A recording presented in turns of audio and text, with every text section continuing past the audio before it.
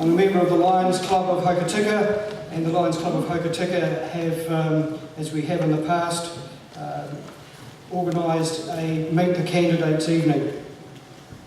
A few rules, housekeeping. Ethel Alton, where's Ethel?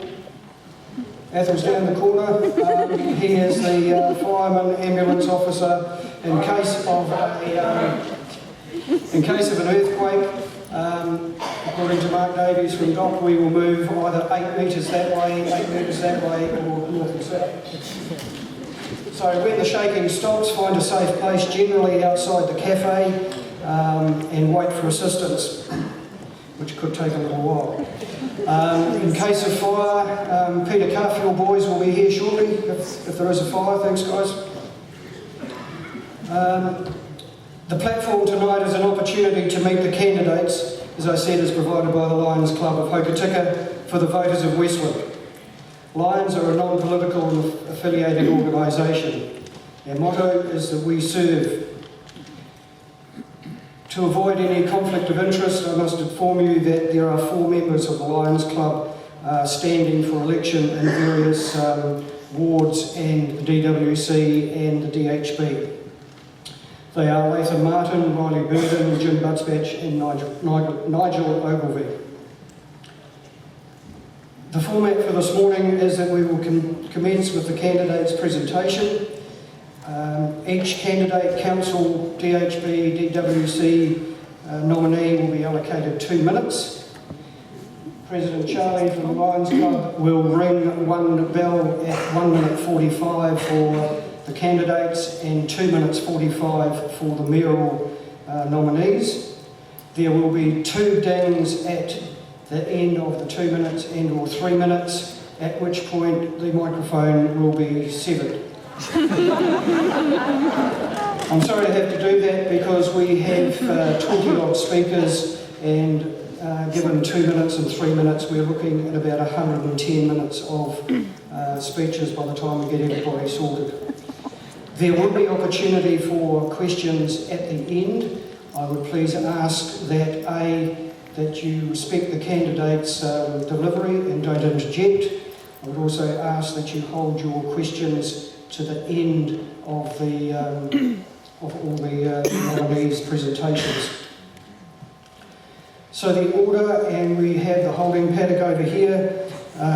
The order of speaking will be DWC and the DHB candidates, and I'd ask them to slowly and quietly make way up to the top, and the speaking order will be alphabetical. They will be followed by the mayoral candidates, who will then be followed by the council nominees. As I said, we have approximately, last count, 31 speakers. So it is going to take a little bit of time. We will not have an intermission. There will be no ice creams. It makes it a lot easier to clean the theatre.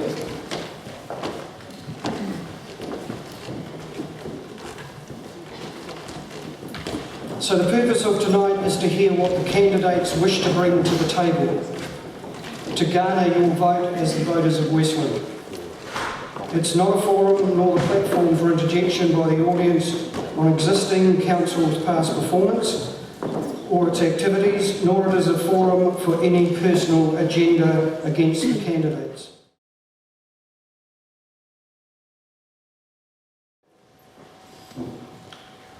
Right, so first up we have the Development West Coast, and in alphabetical order, first speaker is Riley Burden.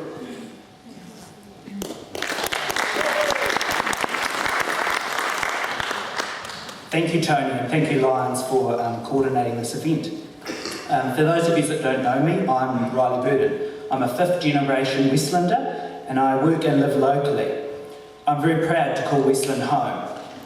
I grew up in a tight-knit farming community of Koitarani, where my parents instilled strong community and volunteering values while running a successful dairy farm. Mum and Dad often volunteered, Dad heavily involved with the fire brigade and the local rugby club, Mum always supporting Dad, often with secretarial services in those roles. I began my involvement in community organisations as Secretary of the High School Student Council and a member of the Creative Communities New Zealand Funding Committee. I was one of the youngest nominated presidents for Lions clubs in New Zealand. So that's my story. I bring to the table experience and knowledge gained from my involvement in a number of local community organisations where I often give my time freely. Hokitika Lions as past president and currently the membership chair, where I achieved my goal as president and membership chair to successfully double the membership of our club. I am the Deputy Chair of Life Education West Coast and also coordinate a lot of the transport involved with moving our mobile classroom around the coast. I'm involved with the West Coast Community Centre, Hokitika's Regent Theatre here, the building we're in. I'm the Deputy Chair of the committee. Through these roles I've gained a huge amount of experience in understanding how charitable trusts can give back to our communities. Development West Coast works to promote sustainable employment opportunities and just generate sustainable economic benefits for the West Coast, both now and into the future. I believe that community-led solutions are often the most effective and complex economic.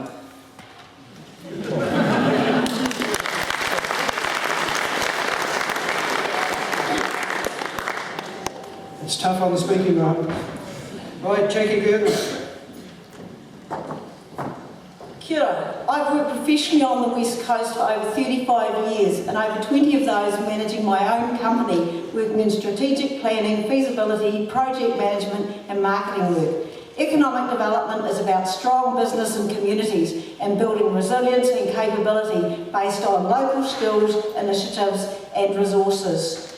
I support the flexible assistance to businesses where the businesses stack up, balancing the impact of the Hokitika Gorge Icon strategy by elevating Hokitika as a destination and the continuation of the Major District Initiative funding supporting important community projects.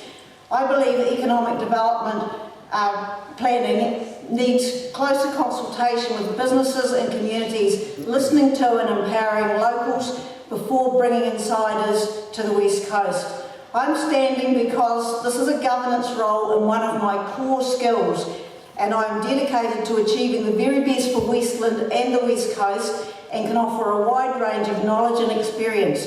This includes 5 years in district economic development, 3 years in regional economic development, working across tourism, transport, minerals, broadband, technology, employment and education. My last 7 years have been predominantly working in the Westland District, managing the Wilderness Trail and feasibility studies and project management and fundraising for Westland Sports Hub and High School, cultural tourism business development, the Carnegie Building strengthening the museum, the Hokitika RSA, contributing significantly voluntarily to a lot of those projects, Franz Joseph and Fox Glacier Community Centres and as business manager for CUFS. I've worked with Ngāti Wairua Makawhio for 2 decades and have a close working relationship with the council. My formal qualifications include a graduate diploma in economic development, postgrad in business and administration, member of the Institute of Directors and...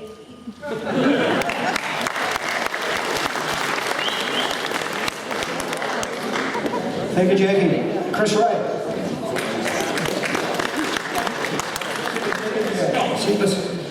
Hello, my name is Chris Ray. I'm a born and bred West Coaster, raised in Ross. I now live on Canary Road and I have 3 children and 1 wife. My interests include coaching my son's rugby team, the outdoors, karate, and I've been a volunteer fire brigade member for the last 22 years, holding the rank of station officer. I've completed training with the Institute of Directors, including the 5-day company course, chairing fundamentals, and I've also completed the finance course with the Institute of Management. I've also graduated from the Leadership and Governance course facilitated by Development West Coast, held locally, and I aim to complete 1 course per year going forward. As well as training, I have practical experience chairing the Board of Trustees in both Canary and Western High Schools. I've sat on the Taipatini Polytechnic Council, chaired the Rural Fire Authority, and assisted with the transition into what is now called Fire and Emergency.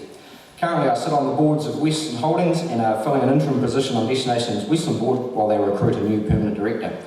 I have a keen interest in business, which has seen me running Hokitika Automotive for the last 15 years, which employed 3 on purchase.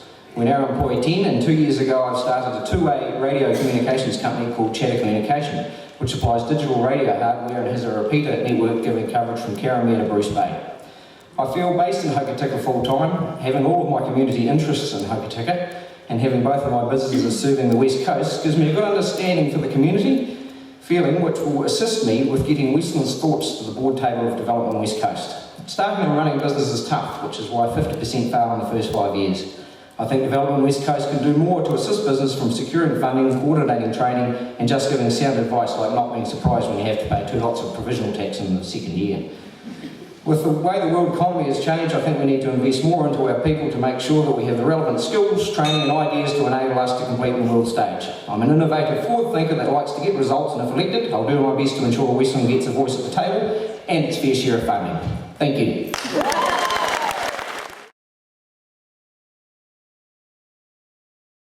Thank you, Chris. Regent. West Coast Regional Council, we've had apologies from Stuart Challenger, Deborah Magner, Logan Skinner. Is John Wood in the audience? No. So no representation from the West Coast Regional Council. So you'll just have to read the pamphlet when it comes out.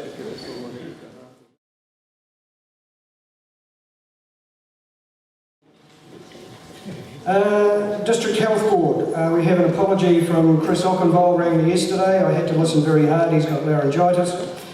And we haven't heard from Kevin Brown or Helen Gillespie's, but we have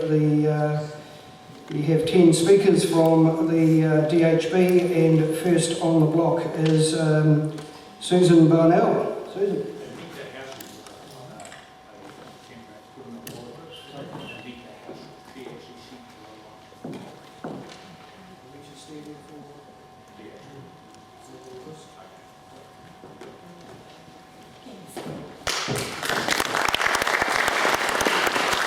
I've never done this before. So my name is Susan Barnett, and I am a 4th generation West Coaster, and I have lived most of my life in Refton. I am a registered nurse of 38 years and have worked most of my nursing career in and around Refton, and I plan to remain on the West Coast. At present, I work as a public health nurse for the DHB, working with 4 schools in the Refton area, and I also work for a local mining company as a health and safety manager. I am currently a member on the Anangahoua Community Board, but I'm not seeking re-election this year after 6 years on the board. I put my name forward to represent all West Coast communities on the DHB. I feel there is a benefit in District Health Board members being representative of our entire district, and believe we will achieve greater outcomes for all our communities with a broader perspective and governance. I've also been interested and concerned about our community's health and wellbeing. To ensure the health and wellbeing of our communities, we must address issues such as dwindling hospital facilities and services, supporting the future of our youth and their mental health, long waiting lists, our aged care, and being able to support our ageing population to live and receive care in their own homes or community. I believe to ensure better health for the people of the West Coast, we must recognise the challenges of our vast region and the challenges that the demographics of our ageing population will place upon our healthcare facilities in the years to come.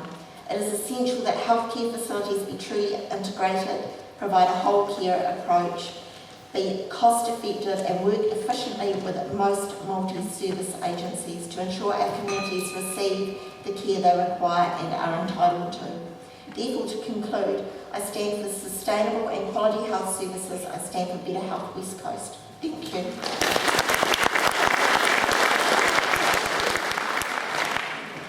Thank you, Susan. Sarah Birchfield.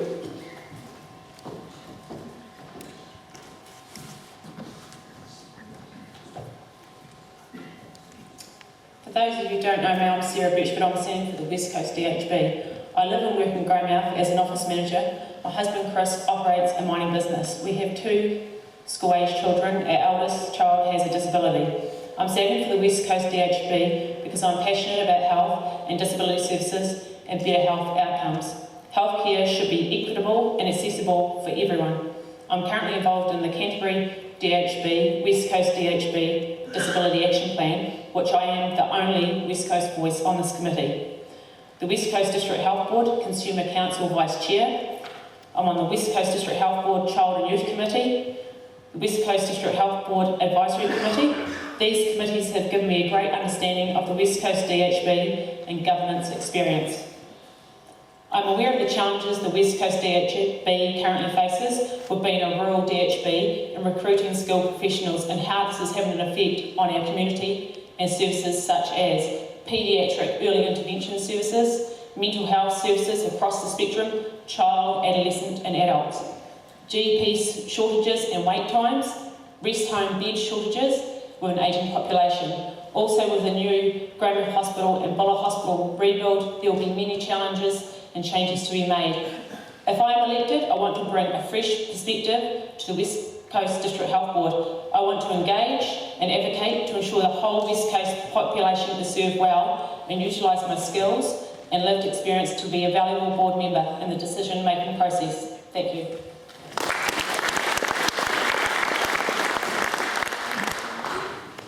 Thank you, Sarah. Paula Kapush. Thank you for the opportunity to speak. I'm Paula Kapush, a candidate for the DHB here on our beautiful West Coast. I'm a very big fan of this place, and my husband and I intend to retire here. I have worked for 35 plus years in some way or other in the health groups and service groups, and currently I'm on the advisory committee to the DHB and the Consumer Council. My interest has always been representing West Coasters and making sure they get a fair deal. Our communities, the elderly, the infirm, the cancer diagnosed, the families, the young babies and the children, and the financially challenged, and they need to be getting the best access to expertise and treatment while living here on the coast. I've had the benefit of many years around committee tables, and I support initiatives that address our coast problems. It's ongoing work. The consumers should always be at the heart of the decision making, and I want to be doing that on your behalf. Supporting schools, I have a personal wish list, and here they are. I wish to see support in schools to encourage physical exercise alongside mindful relaxation. I want to see free or subsidised counselling for all diagnosed as needing that kind of support. This will require training of community-based counsellors, and that brings me to the next on my list. I want to see retraining and recruitment of coasters a priority in the recruitment process. After hours treatment, access and costs, I want to retain what we can locally, what we have locally at the very least, and the costs to attend should be no more than a normal visit. Dental care costs must get cheaper. We need to look closely at provision of a dental service that suits the needs and pockets of our community, and promoting greatness within the walls of our brand new facility in the base hospital, Tinekau. I'm excited to have this, but let's face it, it's a building with amazing views. We have to make it work for us. It's important.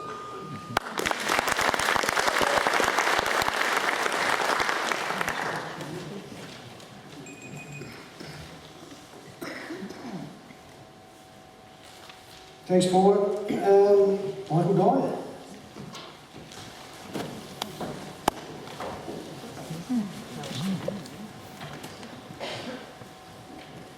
Good evening. My name is Michael Dye.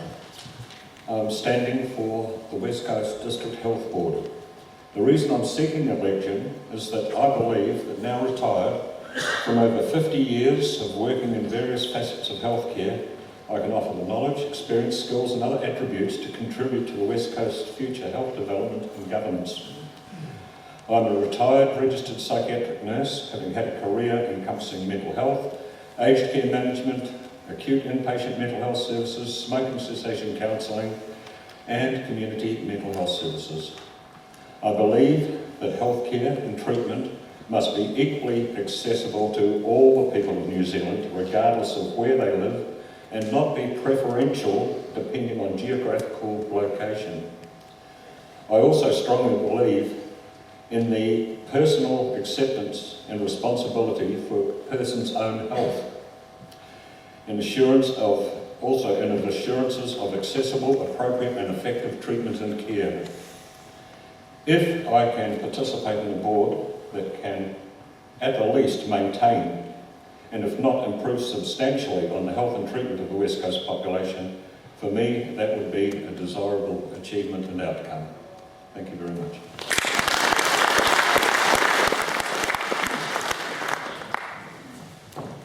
Thank you, Mike. Helen Gillespie, not a late starter? No. Alrighty. Anita Mary Hawksall Quinlan. She's an apology, your mother's been put into ICU. Thanks, Nigel. Gary Howard. Thank you and good evening. Key thing about myself, Gary Howard, is that I'm actually very passionate about people. I care about people's welfare. Why the DHB? A number of years ago, before standing as Mayor for Buller District Council, I drove the Red Cross car from Westport to Greymouth delivering patients for their treatment. That gave me 3 hours at least with those people that needed care, and hearing their stories gave me a real insight to healthcare on the West Coast and the difficulties that many people suffer. I'm actually a trustee for the O'Connor Home, I'm a trustee for Buller Health, I'm on the management committee for the O'Connor Home, and I'm part of the IFHC design team for the IFHC in Buller. The issues that health are facing is delivery of services from Haas to Karamea. A long distance, not a great number of staff, and actually it's been highly specialised, needing a lot of very specialised equipment and specialised people. Centralisation is one thing, but we must ensure that care gets out to all reaches of the West Coast.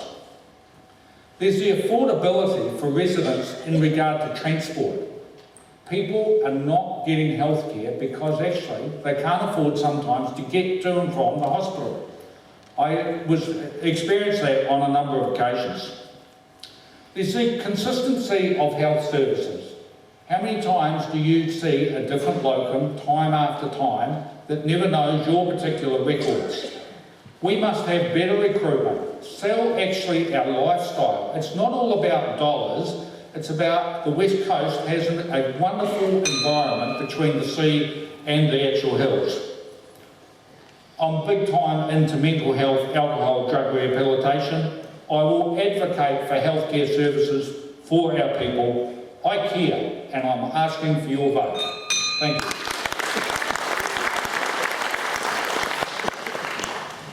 Thank you, Gary. Peter Neame. Most of you will know who Peter Neame is because I'm in the paper every second day of the week. But, and you'll also know that I was very active in the campaign to try and prevent the closure of Westland Hospital. I trained at Seaview, and then when I trained as a general nurse in Christchurch, I returned to work in Westland Hospital in orthopaedics and went with orthopaedics to Greymouth, and we've lost that service now. So we've lost a hell of a lot of services over the years, and there's been nothing in return. The government appoints 4 of the hospital board members, including the deputy chairman and the chairman, and on top of that, Christchurch District Health Board controls our recruitment and finances and management. So you need a strong voice on the hospital board, otherwise the coast has no say whatsoever. In February this year, I said we should return to a locally based orthopaedic service.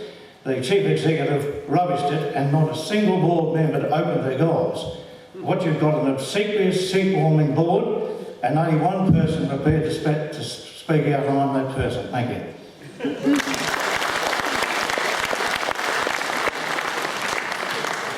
Thank you, Peter. Ashburton Education, missed the alphabet. Nicola Meehan.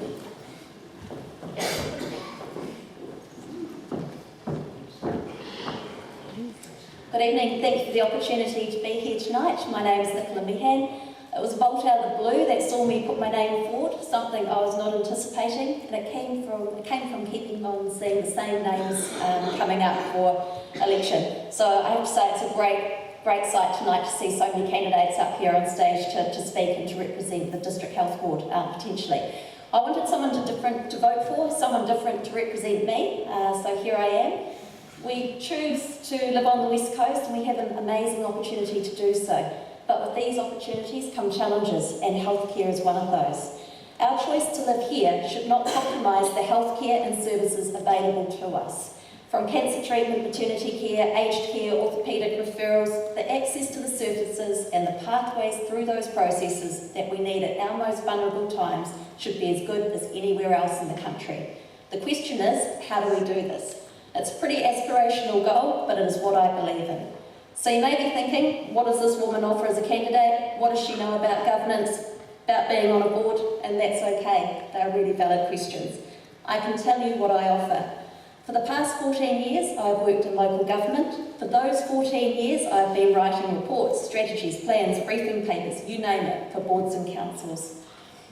For the past 4 years, I've been in an executive role and around even more of these tables, providing advice and feedback to board members, councillors and those in other governance roles. I've seen firsthand what good governance looks like, and I've also seen what poor governance does. So yes, I will be new to holding a governance role, but I bring a strong background with me in this area. I'm excited about being able to offer my skills and experience to the position. I'm excited to give back to our community.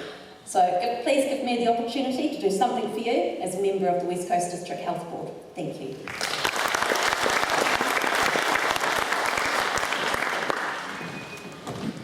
Thank you, Nicola. Nigel Ogilvie.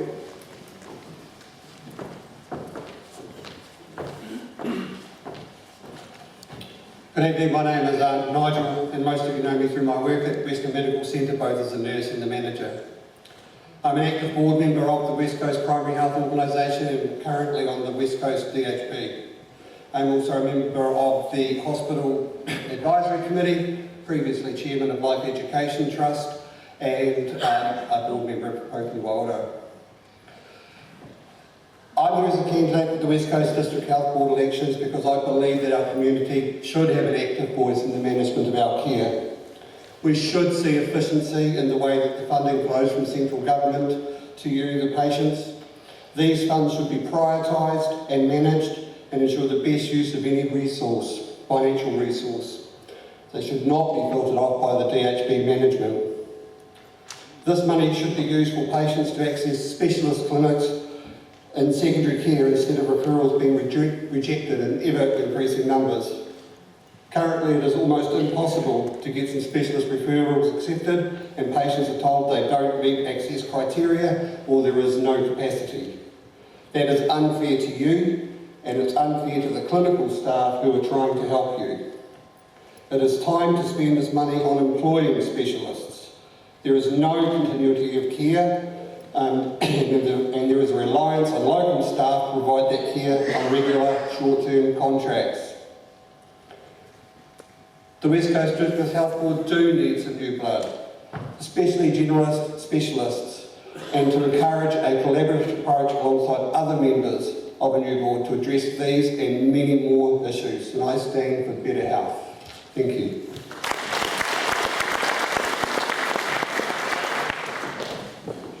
Thank you, Nigel. We have an apology from Keith Rushhorn. Next on is Jodie Traynor.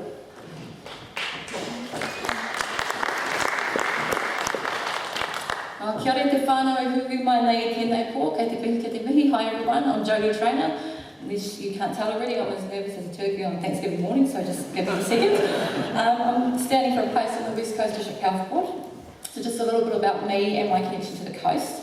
I moved back to Whataroa 15 years ago to be closer to my family, and particularly my grandparents, the late Claire Nolan from Whataroa and Peter Hanson from Harihari. I live in Franz Joseph with my husband and 3 children, and my youngest, Jacob, has disability, cerebral palsy. I'm currently just a mum, but in the past life, in the last 7 years especially, I've been involved in the public sector. My last role was with Oranga Tamariki, Child Youth and Family Services, which I resigned from to provide full-time care for my disabled son. My family, more so my son, has experienced probably the worst the health system can provide, and this has made me a fierce advocate for him and our disabled community members.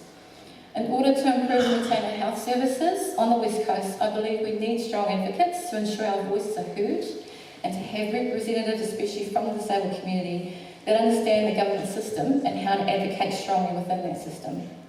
As West Coast Health goes into a new hospital and a new era of health services, with passion and a strong voice, I want to be part of that team to improve the outcomes and health stats of West Coasters. to seek better outcomes for mental health, Māori, and the outreach health services of our community. Thank you for your time this evening. I look forward to chatting with some of you later. Ngā mihi. Thank you very much.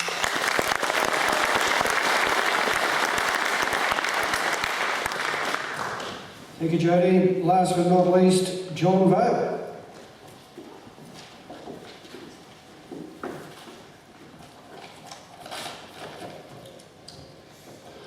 Kia ora. I would like to introduce myself. I'm John Vale from Westport. I'm manager of Vale Hardware and a past member of the board, 3 terms, and also chaired the Disabilities Committee 2 terms. I have a few ties with Hokitika. My great-grandfather, John Jolly, was well respected, and there is a street named after him here. He had a blacksmith shop in Revel Street and a large farm at Arahura. Due to ill health, he moved to Auckland. My grandfather married in Hokitika, moved to Westport, followed by his 3 brothers. I still have cousins in Hokitika. I have some concerns where the board are going. Under the present chair, we have seen the delay in Grey Base Hospital, 2 years, no progress on Buller Hospital, an increase in the deficit, an increase in administration costs. Specialist waiting times are increasing. I myself had to wait over 4 months after being classed as urgent to see a specialist. This has to change. We need a new appointed chair and elected board that will take control and move forward with a new plan to meet the health needs of our communities.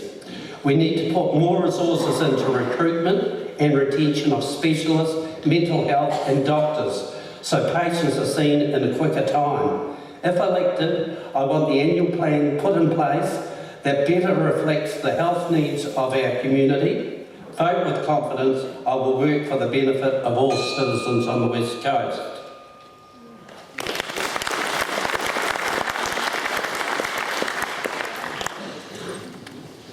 Ladies and gentlemen, those are the candidates for the Development West Coast. There is 1 vacancy.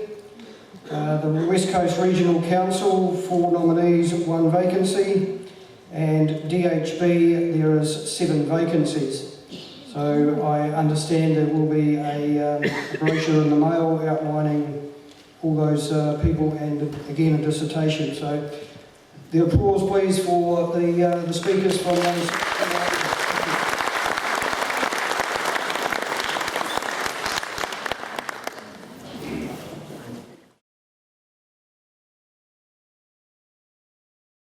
Mayoral and the ward council nominees to the stage, please. This is not a timed activity, is it, Joe?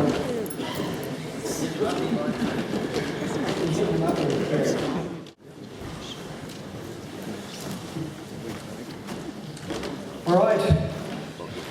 So we have 5 mayoral candidates speaking tonight. Ray Edwell, Ryan Kennedy, Latham Martin, John Mitchell and incumbent Mayor Bruce Smith.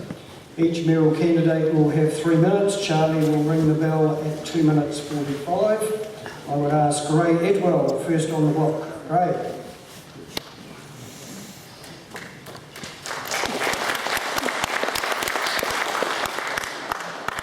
Thank you, everybody. Well, my name is Ray Edwell, and my name forward to act as your mayor because I've just spent the last term as your councillor. During that time, it's been quite challenging for myself. It's been very challenging for our other councillors and our council, but it has had a pretty positive effect on me and has given me a pretty good insight and a way forward and how we can get Westland District Council back on track. Quite simply, we need to get back to basics. Westland was built on basics of hard-working people, people with a lot of grit and a lot of vision. To have a good council, it's quite clear we need to have honesty, integrity, transparency, and above all, accountability. Those principles have been sadly lacking in my time at council. Looking back on Westland District Council, we can sort of see where we went wrong. We went wrong at the time that the councils around the country got into this corporate mode. Councils formed companies, council halls became corporate individuals, they thought they were, running around moving millions of your dollars all over the place. And what we've noticed throughout that period is our debt's gone up, our rates keep going up, and worst of all, a lot of our facilities are starting to deteriorate quite badly. And we've got to stop that from happening. I believe it's doable. I reckon it's quite easy to do, but we do have to employ those basic principles of good governance. What our council needs and what our chief executive needs is good, clear, concise governance instructions. To run a good organisation, that is essential. We need to stick to due processes, we need to do due diligence. And with the current structure, we're clearly not doing that. That's why we have the debt we have, that's why we have the financial circumstances we have. And a lot of that is due to a lot of unauthorised spending. Very easy to run away with money. But we have the bigger picture of those companies. And there's clearly a lot of opportunity for us to make some serious savings through those companies. What I'm going to ask you is, I know that we have a very good opportunity to bring our council on track.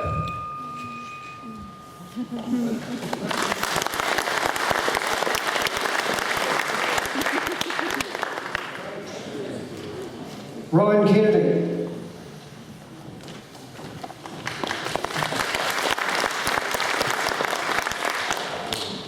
How's everyone doing? I'm Ryan Kennedy. I'm from Wairoa. I spent the last 10 years residing in Operito.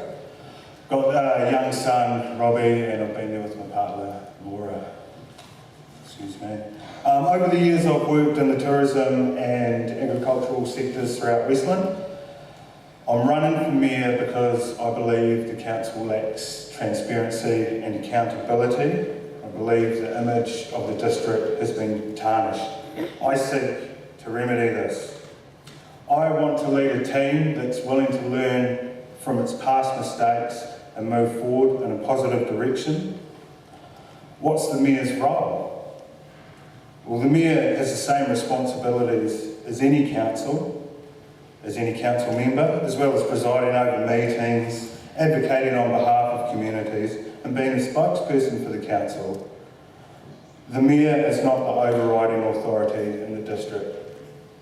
There are many issues that need addressing in the district: at-risk landfills, Franz Joseph situation, the Hokitika situation, ever-increasing government regulation and the costs associated with it, and the proposed waste-to-energy scheme, just to name a few. Now, just to let you know, I'm against the waste-to-energy scheme as it stands. I have major reservations about the volume of potential harmful waste needed to be landfilled, among other issues. I do understand the positive economic effect it could have on Hokitika. That said, these important decisions are not for one person to make. There needs to be consultation with the public, consensus around the council table based on accurate information. Integrity and honesty need to be at the heart of council decision making. If you want a mayor who will approve major expenditure without consultation, say one thing, do another, or misrepresent the facts, I'm not your man. If you want a mayor who wants to get things done and done the right way, someone who wants the council to spend responsibly to the benefit of residents and ratepayers, vote Kennedy. I will lead a council that is accountable for its actions through open discussion and hard work. We will progress as a district both economically and environmentally. Thank you.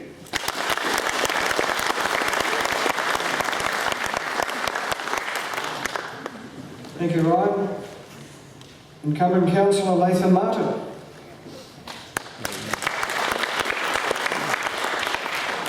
Kia ora koutou, ladies and gentlemen. For those of you who don't know me, I'm Lathan Martin. I'm the current Deputy Mayor of Westland. I'm running for Mayor for one reason, and that is a change of leadership style. There are three things that you may be wondering. Number one, he's too young. Yes, I'm 25. Age is only a number. I'm actually the most experienced councillor around that table. That's very scary. If elected Mayor, this will be my third term on council. Number two, he's too busy. Yes, I'm a busy person. I love giving my time and energy to our community. Should I be elected Mayor, however, I'm realistic in the fact that I cannot sustain a full-time teaching position and will be resigning my position at Kanieri School and investing that time into our community. And of course the question, why now? Well, if not now, then when? If not me, then who? If not, someone else. I've done 2 terms on council and the time is right for me to stand for Mayor. I have the capabilities, I believe, for this demanding role. I'm offering you a change of, a generational change of leadership, and with that comes a change of leadership style. Here's what that will look like. I want to lead a hard-working, team-based and inclusive council, one that responds respectfully to ratepayers and is accountable for every dollar it spends. With a mix of experience and fresh faces, I know we can achieve that. I'll commit to listening to people of all sectors of our community and our wonderful district, and will remain focused on the issues, not the personalities, around the table. We need to work together to embrace the new opportunities that are facing us, for our young people and our old people to be in this community, to be in this district, and for it to thrive as a community, as a group of people working together. I've been part of a group that's been successful in obtaining significant external funding for this council and for this district. One of the things I stand for is, yes, we can disagree with government on issues, and to be frank, who wouldn't with some of the issues that they're proposing at the moment. However, we cannot afford to slap the hand that feeds us. We need to be able to have open, honest and transparent relationships with government that will benefit bringing external funding into our district. I have a thorough understanding of the failings of this current council that I've been a part of. But be assured, it has not been all bad. I can see where the shortfalls are and where we need to go as a council and as a community. Western District Council has some large challenges moving forward, however, a lot of positive opportunities. We face them. Those challenges are not insurmountable. We will achieve them. Let's not stick with the status quo. I'm excited to be your candidate for Mayor.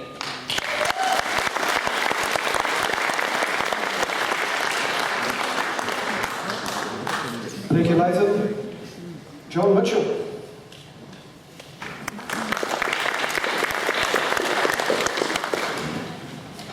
This will be the shortest one of the night.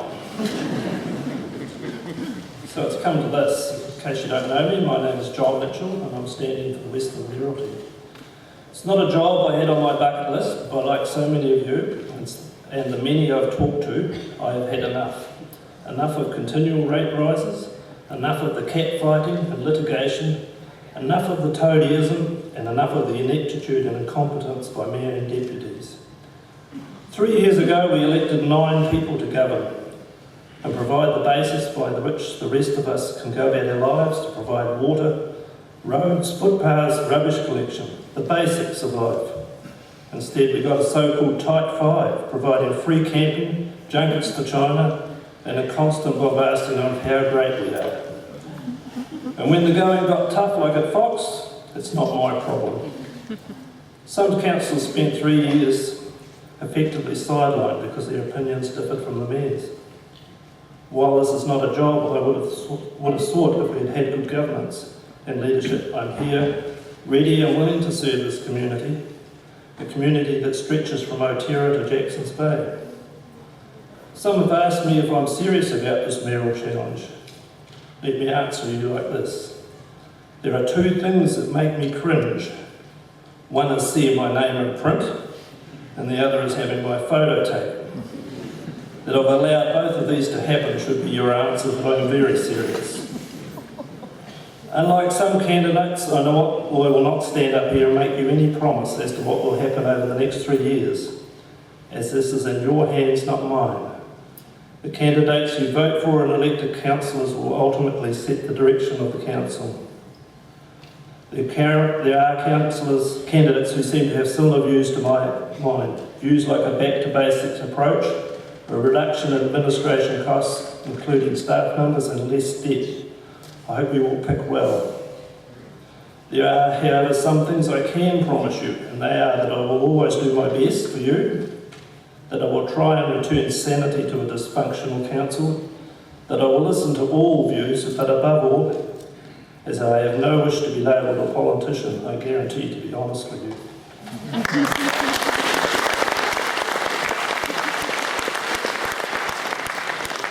Thank you, John. Last but not least, incumbent Mayor Smith.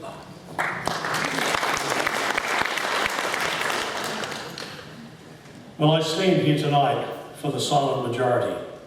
You're the Westland residents who have worked hard every day, at work or at home, bringing up the children and volunteering in our community. I stand for the parent that fell asleep in the bath because they were doing extra hours to keep the family fed, clothed and housed. I stand for those that earned enough to send the children to school, and in some cases supported them through another 3 years of university. I stand for the silent majority who, when you retire after years of hard work, you might live in a small, cosy house. You're not rich, you live without luxury, but you're comfortable. You're the quiet ones that have never taken a handout, but you're okay to see those in need receive one. Some of you arrived in Westland as an immigrant, having lost everything in the process. You added huge values and skills to our Westland community. My pledge to you is, if it needs to be done, I'll do everything I can to get it done. I'll ensure that localism is a priority.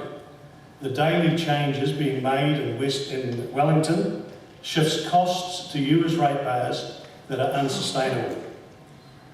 I will use common sense. And if it's nonsense, I'll say it's nonsense. As your mayor, I'll continue to fight to grow our economy, farming, tourism, minerals, energy, processing and small business. Because without jobs, there's no community. I support our council-controlled organisations that are so important to our district's resilience and to our ratepayers. I'll continue to advocate to have council focus on its core functions and attract money for infrastructure. And we've pulled in over 10 million in the last 3 years. Building relationships that open doors for our community and business takes the type of experience I bring to the table. Events help build our economy and are a focus for me. I'm steady under a high ball, like cyclones Gita, Halo, Fahey, and the odd 100-year flood. The silence has been deafening so far tonight on the wind-blown logging legislation that I support, on the proposed changes to the whitebait regulations, which worry me, on the support for the Waitaha Power Scheme, on access to stewardship land, which coasters have had for over 150 years, and on no new mining on conservation land, which will continue to get pushback from me. I support the continued expansion of our airport. You are the silent majority. I stand for you. I ask for your vote for Mayor, and I thank you very much.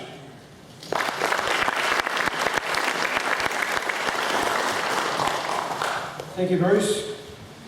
Right, the first of the council nominees from the Northern Ward. Firstly, an apology from Samuel Blight. So next on the rank is Jackie Grant.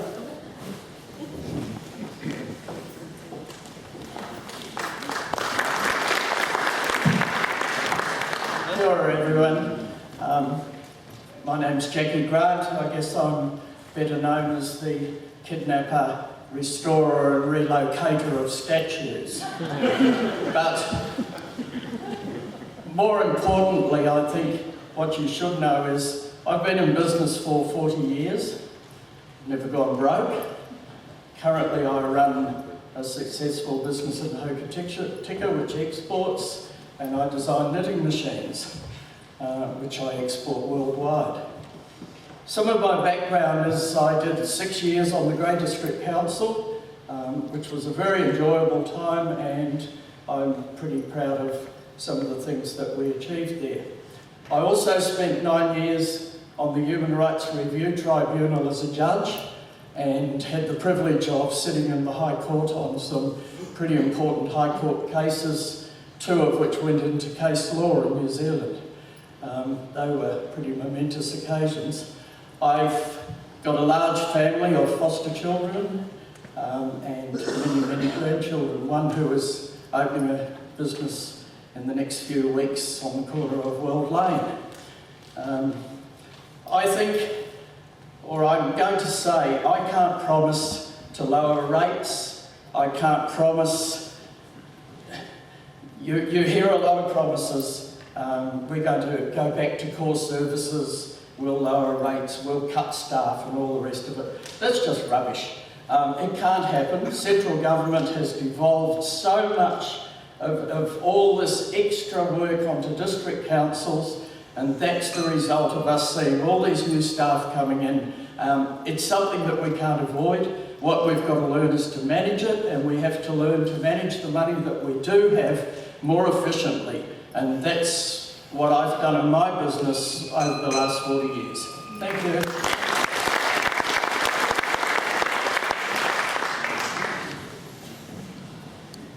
Thank you, Jackie. Anna Hart.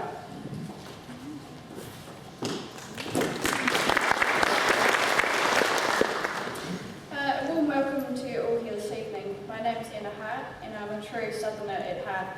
I was born and raised in South Canterbury, but now reside in the beautiful Koirangi Valley, where my husband and I own and operate a dairy farm.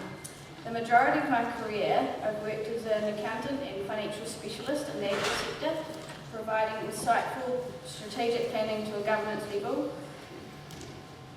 to support informed future planning.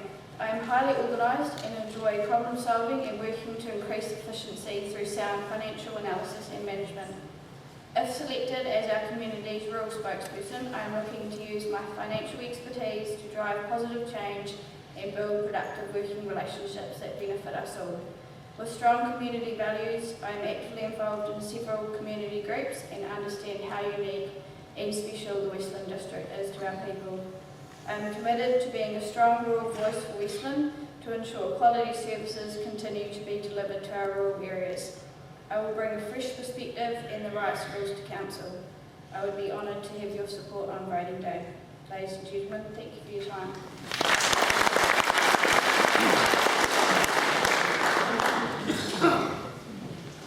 Thank you, Anna. Kim Judd.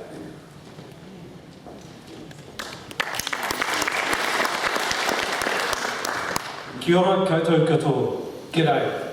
I first passed this neck of the woods around 92, and then a couple of years later thought, bugger me, this is magic.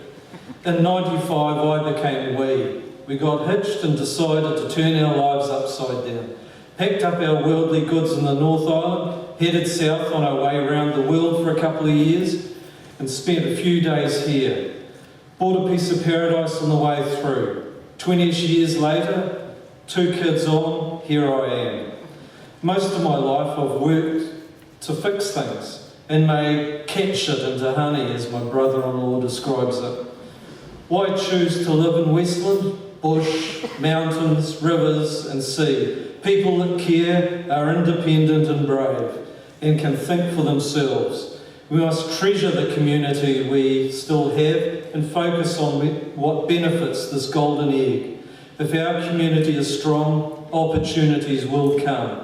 Yeah, roll out the red carpet, but for the community first, and don't sweep the concerns under it. Live within your means and do it once, do it right, is what I was taught. I've been to hell and back with the Westland High School over the last 6 years, and with respect, good communication, we've rebuilt a school with a positive culture for our kids to launch their lives from. I'm ready to team up and make this council bind, set and heave together to benefit all that call Westland home. Look at what the All Blacks did the other weekend when they pulled together. This is what a new council working together can achieve for the long game, not just for the select few, but for all of us. Kia kaha, Westland. Thank you for your time.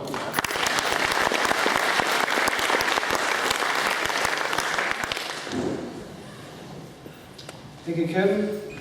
Jenny Kogan.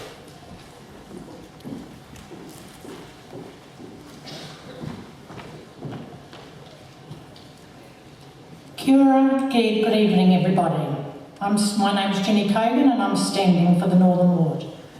I'm a born and bred coaster who has always been proud of my roots, and I come from a long history of well-known families in both the 3 Mile and Ross areas. I work for Mountain Jade as part of the senior management team, and I'm the National Retail and Development Manager. Within the community, I've had a broad range of roles over the years on various committees, sports clubs and societies, including the Wild Foods Festival Committee, school boards, and I was the Westland District Council board rep on Tourism West Coast for a term of 3 years. I guess as the saying goes, give a job to a busy person and it will get done. What do I have to offer as a councillor? Honesty, transparency, commitment and focus. Be an advocate for the community groups and individuals, bringing the views of the community to council meetings. I will not be caught up in negative influences, nor unnecessary and unprofessional comments and accusations towards others within council and in the wider community. This sort of behaviour by a few has gone on for far too long.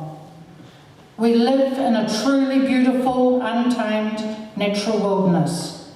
We are very fortunate as a region to have some great opportunities in front of us, particularly in the growth of tourism, which supports our local economy very well. Let's lead from the front in our region. I'll work with a proactive team at council around the council table with healthy debate and collaborative decision making, and ensure prudent use of council resources and budgets are managed accordingly. Thank you.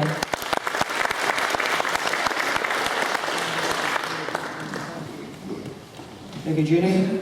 Trevor Lister.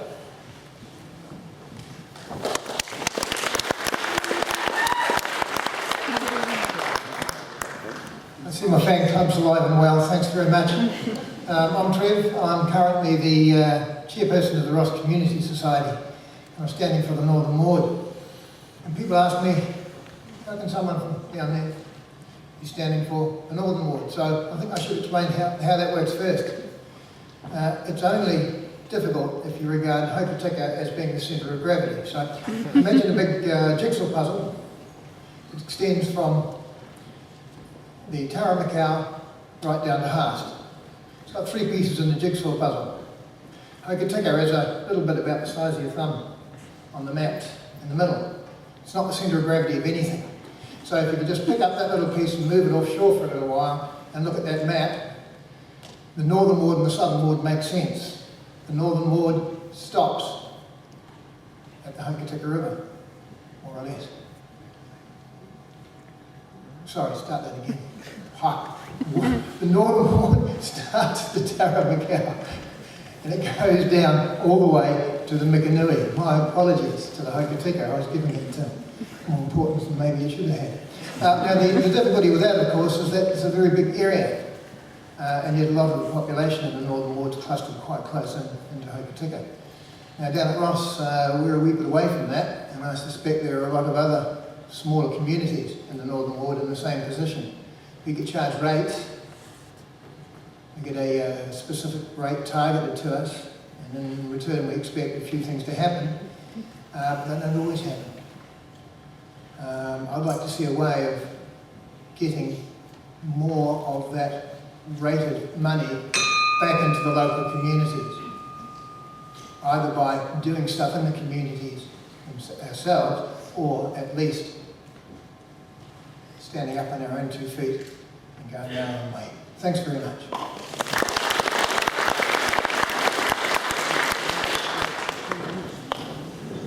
Thank you, Trevor. Jane Neal.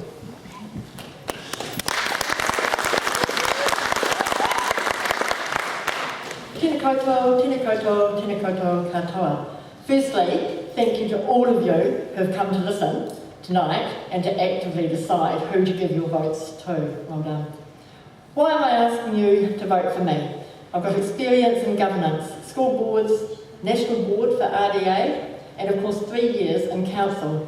An interesting and very challenging 3 years in council.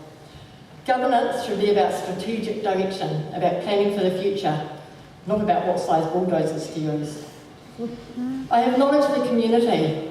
I've worked in tourism and early childhood in schools, with Westland and with Riding for the Disabled. I've been involved in sports clubs, supporting, coaching and playing. I believe in valuing the diversity which makes up our community, valuing everyone regardless of age, race, gender identity or religious or cultural identities. Valuing the old and the young, the dependent and the independent. Valuing tāngata whenua, the residents and the visitors. Important issues for council include ensuring infrastructure is fit for purpose, not just for today, but for tomorrow as well. We live in a dynamic environment. Issues such as AF8, coastal erosion, flooding, dealing with old dump sites, all this must be planned for now and not just put off. I strongly believe in transparency. All those around the council table must have access to all the relevant information, and I think the public is entitled to hear how decisions are made. Honesty and transparency are vital for democracy to work. What else is important to me? Family, 3 gorgeous mokopuna, horses, and our natural environment. I love being in the mountains, at the lakes and on the beaches. I believe in looking after the environment. This is what makes Westland the place we all love. This will promote health, wealth and self. Thank you.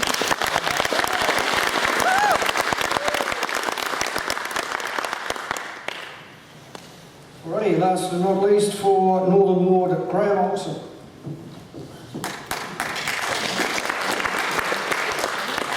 Thank you, and thank you people for being here tonight and the Lions Club for putting this on. It's a good night. I'm back in the running for the Northern Ward again after being there for 3 years. Through a few phone calls stirring me up that I've got to stand again, so I've been to it.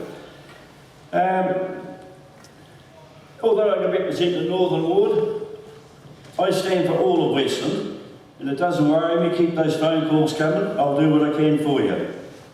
And Westland's not just Hokitika and Franz Joseph. We've got Aotearoa, Kamara, Ross, Wataroa, right to Haas. We have other areas, but those two seem to be in the news all the time. I've got a lot of thought for the services, like infrastructure. We've got to keep up with it. I know it's a lot of money, but it's got to be there. The waters, the sewage, right through all the little villages. Kamara and Wataroa are just coming on stream with new developments. And another one is our pensions will have to be looked at. There's only about 77 on the waiting list, so it's got to be looked at in the future. And I thank you people for coming tonight. I wish these candidates behind me all the best, and thanks a lot.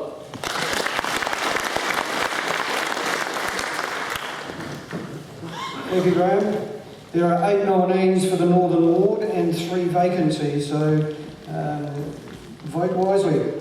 Hokitika Ward, we have 8 candidates, 3 vacancies. First up, Donna Beard.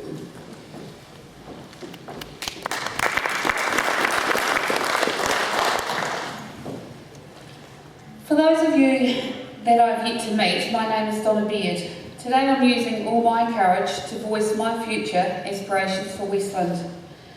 I am a business owner here in Hokitika, and I wish to see Westland continue to grow and develop to its full potential. Our region is facing change. Going forward as a new council, we need valid resolution-based ideas, trust and common sense. I will be a council member who will encourage healthy debates with the issues at hand and not the personalities around the table. Council tables need strong team members, ensuring accountable decisions will be made for the greater good of the community. Research, reading and consultation will be my priority. I will not be affected by the pressures that may be surrounding me. As a coaster, I am extremely proud of our region. We need to continue with progress, positivity and good infrastructure. We have growth opportunities in front of us with tourism and now in our dairy industry. Keeping our towns clean, tidy and presentable is of huge importance to me. As a council, there are responsibilities in planning that must be constantly monitored. Having lived in Hokitika, Westland area all my life, I am very aware of the challenges that Mother Nature has continued to throw at us. We need to be as resilient and prepared for these as much as we can be. Strong governance and communication between the council-controlled organisations and the council is essential. 2019 local elections present you as the voters with an abundance of choice. Make your choices wisely and we will continue to be the best. By choosing me for Hokitika Ward, I can assure you that we can make it better. Thank you.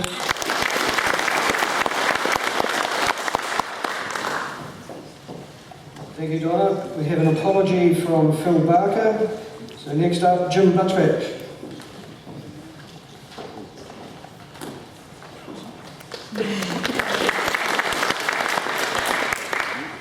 Kia ora te whānau. My name is Jim Butchback. I've lived in Hokitika since 2003. Came here for 18 months. Guess what? My youngest son is growing up here, about to move on to high school, and he's looking forward to a few things that the kids want. I have a very strong sense of family values. I have had 3 terms past experience as a district councillor, and I'm standing as a candidate for the Hokitika Ward because I see the need again to provide a seasoned voice for our community. I have strong analytical and communication skills. I am a trained listener and have a solid appreciation of the requirement for teamwork when making effective decisions within local governments. I have a depth of real life skills and knowledge that enable me to advocate strongly and effectively for the community. I have several years of community service, involving myself in many of the service organisations in the town and a number of government organisations which assist our youth as well as promoting several general health and wellbeing forums in diverse ways. I am approachable. I will bring energy, balance and focus to continue the development of a safe and sustainable community for us all. I bring humour and humility. I do have good manners most of the time. I bring experience, positive enthusiasm, a willingness to examine issues in a neutral manner and the ability to work at any level, whether it be with a shovel, a computer or assimilating data. I am a diligent researcher and have the ability to summarise and assimilate volumes of material and come up with mature decisions. Thank you very much.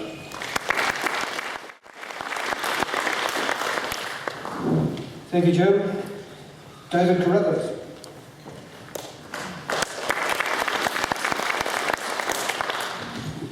Good evening, everybody. My name is David Carruthers. I've been living on the West Coast for 46 years, and I've been practising as a lawyer here for 46 years as well. And I'm standing for re-election to the District Council this election. Look behind me and say, wow, so many candidates for you to choose from. But as you look at the number of candidates, you must ask yourself the question, how on earth do I decide who to vote for? Most of these people you probably don't know, and most of them I don't know either. So how does any of us decide who to vote for in this election? It's a really tough decision, but it's never been more important that you vote for the right people and the right person and the right people. It's never been more important because Westland faces more challenges than it's ever faced, and you know what most of those challenges are. But not only that, Westland District Council is a substantial enterprise. We have revenues in the tens of millions of dollars. We administer assets and infrastructure. in the hundreds of millions of dollars. We are a substantial enterprise that requires the best possible governance. So it's never been more important that you vote for the right people. So how do you do that? In the last couple of years I've heard Bruce Smith use a phrase that stuck with me, and I think it's appropriate. He's made the comment that as a councillor, you have to add value to the council. Therefore, the people that you vote for must be, or should be, the people who are going to add the most value to the council. And that means the people that have the greatest knowledge, the best skills and the greatest experience to do that. And it's therefore important that you think about that when you consider who you should be voting for. Not a case of just sitting around the council table. We have a great deal of responsibility as councillors, given the enormity of the task that we have. The bell has told us all over. Thank you.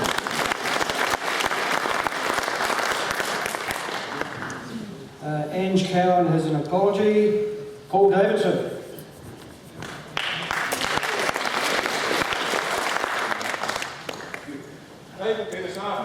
All right, thank you, Michael.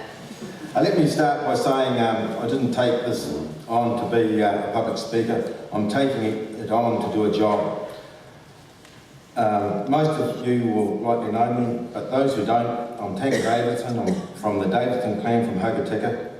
The community has been very good to my family. This district has provided a home and employment for our great-grandparents, our grandparents, ourselves, our children, and I'm confident it will continue with our grandchildren. I've always been a team person, playing rugby, tennis, table tennis and golf.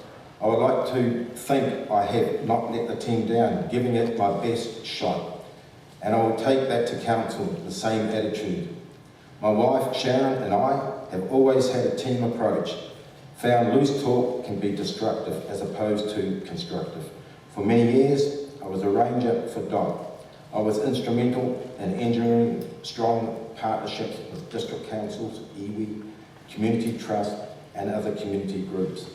I believe my relationship building skills will enable me to capture and understand views around the council table. I'm also instrumental in planning and overseeing the Hokitika Gorge upgrade project. What I saw at the Hokitika Gorge was something that, with careful planning and support, would become iconic. That would inspire tourists to spend another night, spin off in employment. That's what I will take to the council on your behalf. I am conscious of the need to protect our environment. My life work records that, but also aware that our greatest export should not be our children. Let me finish by saying this. I did not take this to become a public speaker. I'm taking on the job.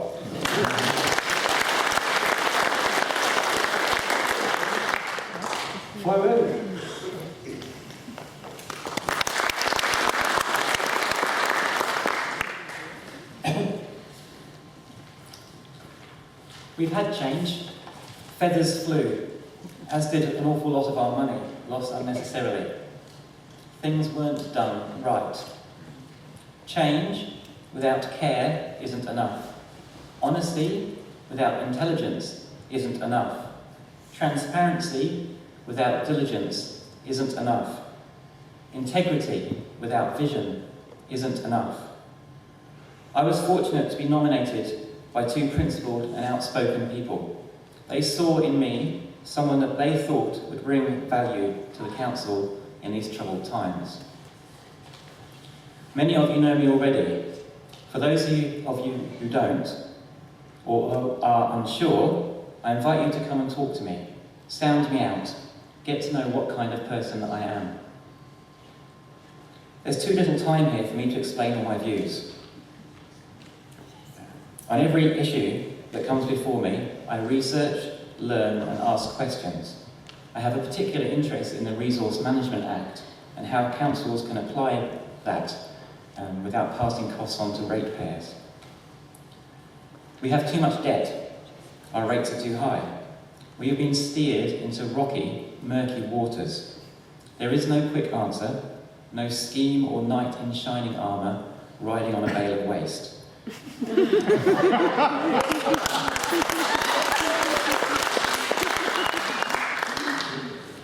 There are plenty of people who will make things worse, though. We need to stop wasting money. That means doing things right. Stop exposing ourselves to financial risk and legal risk. We need sober voices, like mine. Let me get to work for you. Let me help steer our district back into open waters. My name is Flo. Remember, vote Flo in.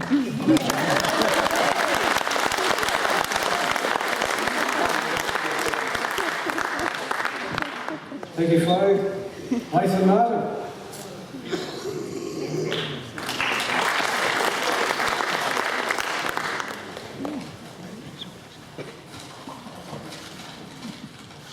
Kia ora everyone. I'm asking you to do something that I don't know that has been done before, and that is actually to vote for me twice. Vote for me for Mayor, vote for me for the Hokitika Ward. We truly live in the best place, but that does not mean it cannot be better. A better place to live, a better place to work, a better place to raise your children and for families to truly prosper. I'm awake at the council table. Believe it or not, we have people that have fallen asleep at our council table. I research ideas and issues in depth and strive to ensure that I am researched and bring that voice to the council table.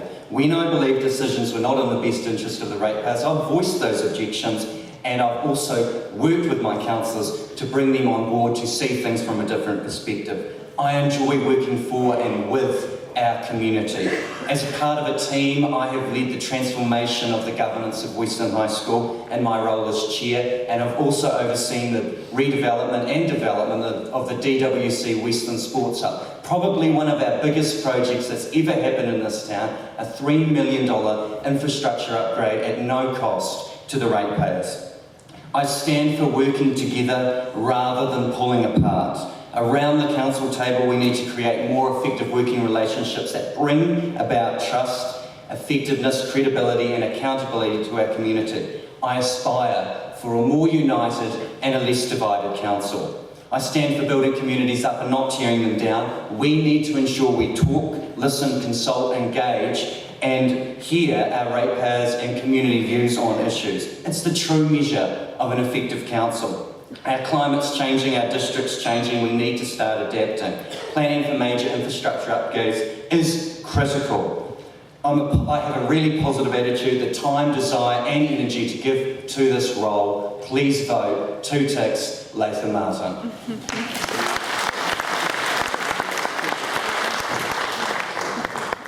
Thank you, Latham. That's your candidates for the Hokitika Ward. Southern Ward vacancies, there are 2 and we have 5 nominations. First up, Gray Edward.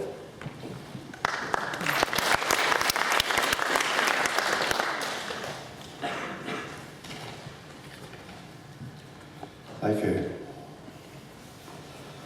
Although I've already spoken to you and I've given you my reasons for wanting to be elected as your mayor, I do believe I do have the skills and the knowledge to pride the mayoralty.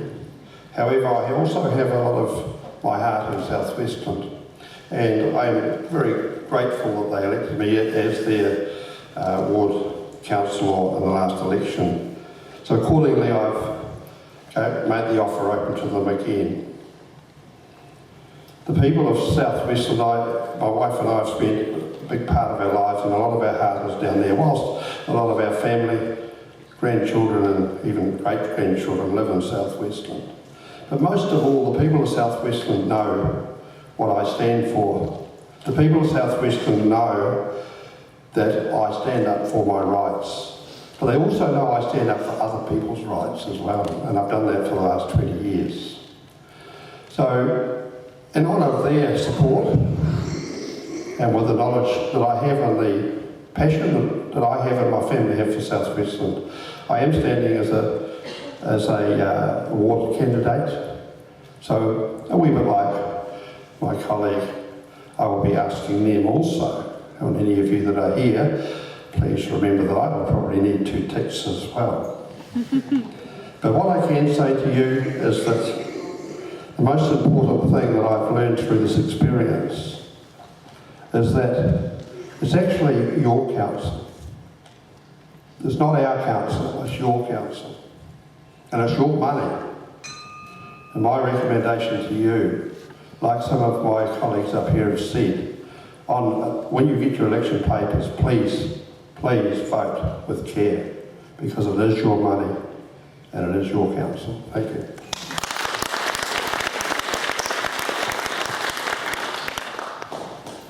Thank you, Greg. Ian Hartshaw, not here. Ryan Kennedy.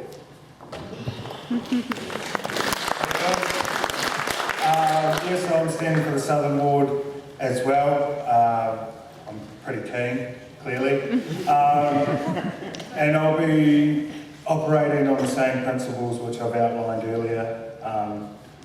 Openness, honesty, integrity, they're easy to say, but I'm pretty keen to see that through. Thank you very much. You've all been very patient to us.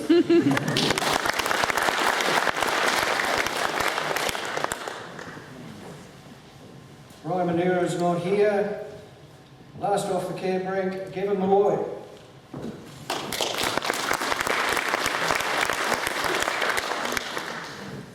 I haven't got any notes with me because I didn't actually have time to put something together, but it's good looking out at the audience and seeing a lot of familiar faces from Hokitika, and there's even people I went to school with here. For those of you who don't know me, my name's Gavin Malloy. I was born and bred in this town, I went to school here, didn't enjoy it that much. Completed a plumbing apprenticeship in Shannon's Plumbers here in 1977. Moved to South Western in 1979, or 78. 79, moved back to Hokitika as the Westland County Council Water and Sewage Systems Overseer, with my craftsman plumber background. That was an awesome time of my life. I stayed there until 1992 when I left after I became completely disenchanted after the 1989 reorganisation of local government that brought the Westland County and the Hokitika Borough together. I could see the writing on the wall that government-imposed bureaucracy and nonsense was going to impact on local government. It was a very enjoyable time in my life working at the council with some great people. I then carried out after that I did the Alpine View development up on the airport terrace there. Brought up a family of 4 children in the town. A couple of them are still here in Westland. And I offer myself for council because I have become totally disappointed with the direction it's taken in the last 15 or so years. In 2001 I moved to Franz Joseph to start property development there, but this council has deteriorated to being divorced from its ratepayers, the people who own it, its shareholders, and I hope to bring some common sense and honesty to this council if elected.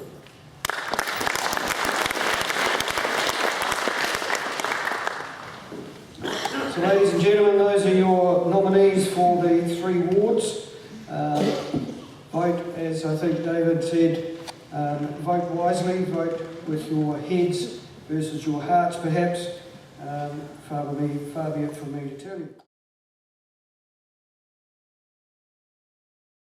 Right, there has been some written questions sent to us, and no doubt there will be some questions from the floor.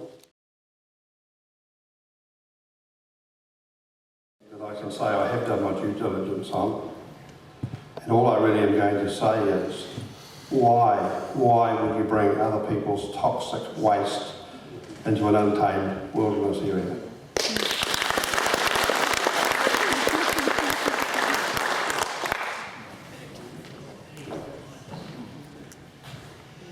Mayoral candidates, if one of you ends up being elected, will be responsible for bringing all sorts of proposals from all sorts of people into Westland. That's what they do. The question of whether waste and energy is appropriate for Westland or not will be decided by the people. It won't be decided by council, and it won't be decided in a forum like this. So my position is absolutely neutral, and I'll do my best to ensure that. And I'll do. Stand up. What's your name? Stand up. No, you don't give me one, Jeffrey King. Is it? Good God. I'll stand up. Could I stand up and ask? Thank you. Hello, can I ask you? Read the email. Bruce is waiting for a question. I've already kind of made my position clear on it earlier on, and it's factoring in all the information that's out there currently. Cheers.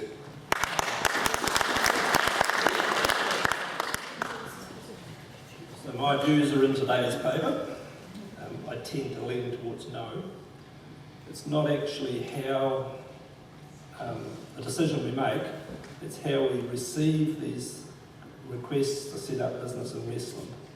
It's all very well just to fly off the handle and say no straight away. We need to look at them carefully, make sure that they're in our best interest, not anyone else's, and then make a decision. Make the decision carefully with respect to all people around you. The waste I don't see as happening, just doesn't stack up. But other things will come along and people will just say no straight away, but we need to be careful in how we handle any requests from outside this area.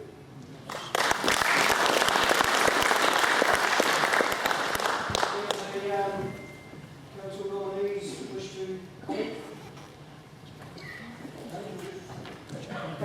Yes, certainly I've been to both presentations, and based on that, I don't think it's a good idea for a whole raft of reasons, which most of you have probably heard, and one of the biggest is the potential for the liability, and it could end up costing all the ratepayers in Westland. So at this point, certainly I'm against that. There might be other smaller plants or whatever, but what we know now, I don't think it's a good idea.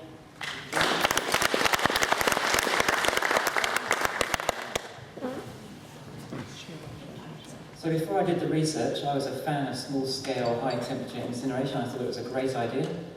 Having done the research, I don't think that unless we have $1 billion and government backing, that it's safe for us to be processing waste on the coast. But maybe they've got some magic. I don't know. Thanks.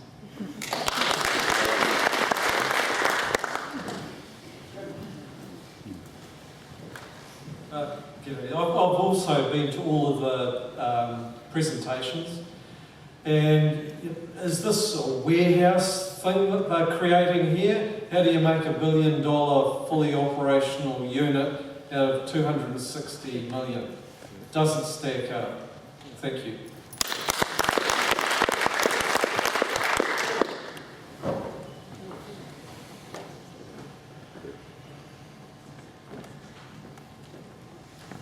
I've spoken on this before, of course, on the stage, and also the letter to the editor in today's paper. Frankly, my concern is that just the plant itself, what comes from the plant, which is a toxic waste, and a lot of it is very, very expensive to process safely. And it's from waste which isn't ours to begin with. I don't think it's on. Thank you.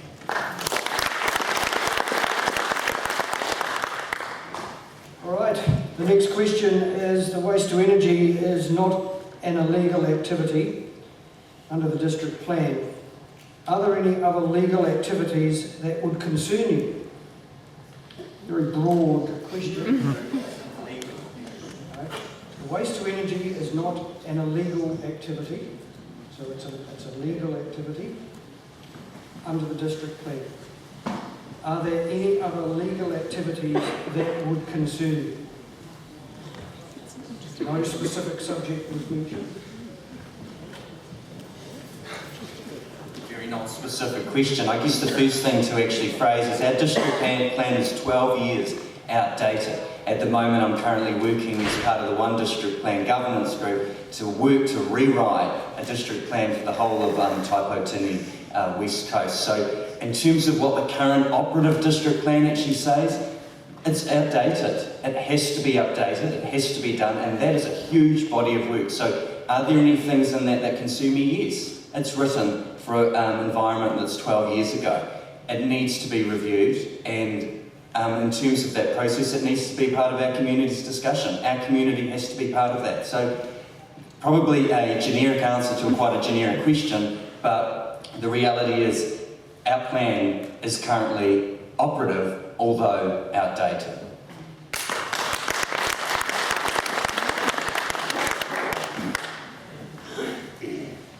Yes, I do concur largely with what Deputy Mayor Martin has just said. But what I do want to keep very much foremost in our minds is it's not our job as a council to decide what businesses come into Westland. Our job is to provide good amenities, good safe communities so that business people may want to come here. As a council, we have an obligation to protect the environment and protect the people in it, and I do take on board what Deputy Mayor Martin said. Thank you.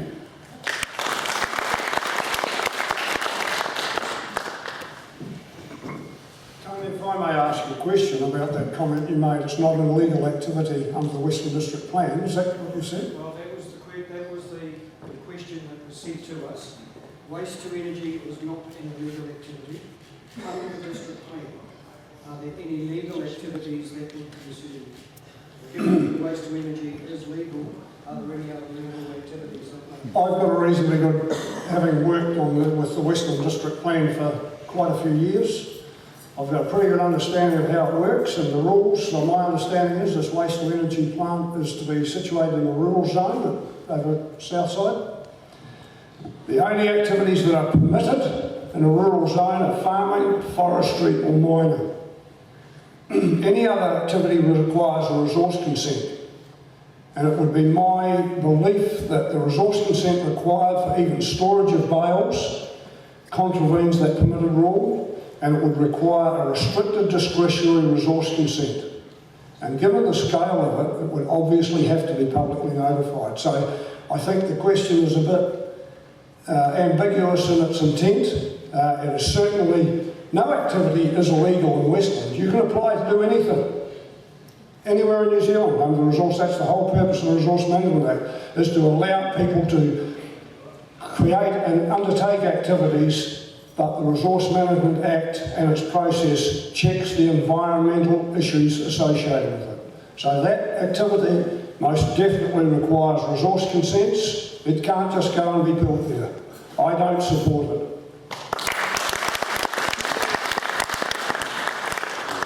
Thank you, Gavin, for the clarity. Before we go to opening to the public, I think those questions are. I said I had the right to veto. The Red Squad from the 1981 tours outside if we have trouble.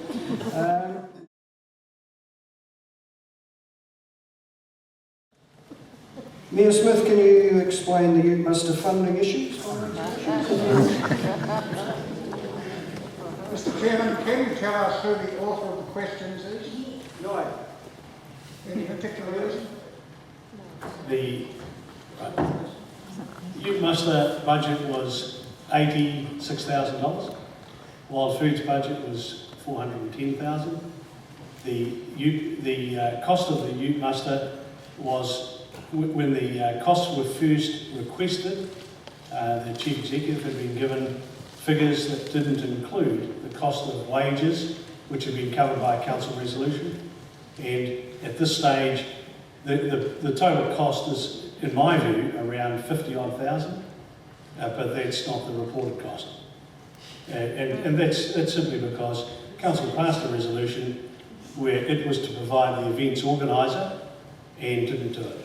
And when an account was sent from Destination Westland to council, the decision was made not to meet the account. And so when they prepared the accounts, it wasn't included. It's now included.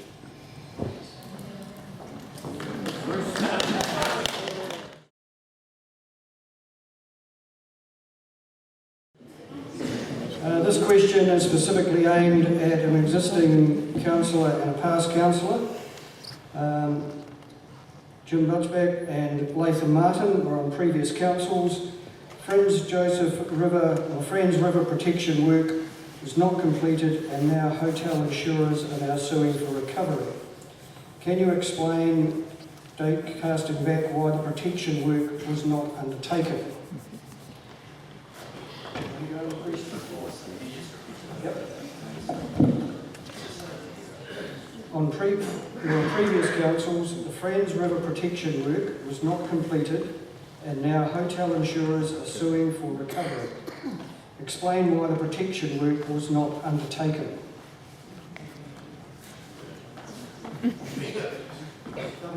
She's making the bus. The reason it wasn't undertaken was that due process was being followed. Thank you.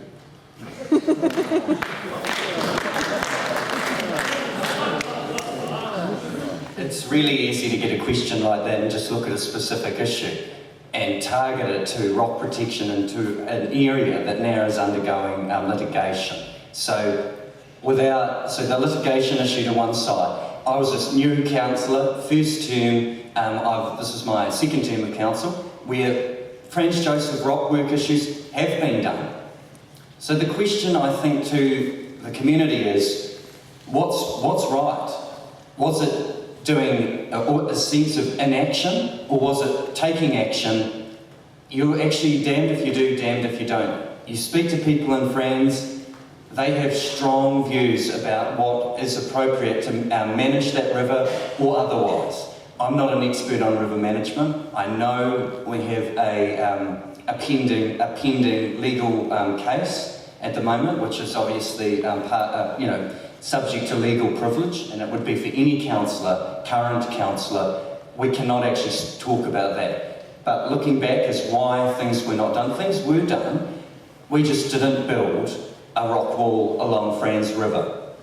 The previous council did not do that, and now that is subject to this claim against council. There is now a rock wall in place, and that in itself is without, has issues around it as well. So, Franz, when you actually look at this question and what it's asking, it's trying to say, well, were we sitting on our hands? The answer was no. However, the political climate has changed at central government, and their priorities have shifted dramatically in terms of what they want to see for Franz. We were working to one outcome, the previous council, change of government, now there's a different way of working. So all of those factors have to be layered over. It's very easy to simply say, oh, the previous council didn't build a wall. Well, it's just as easy to say that this council did. Thank you.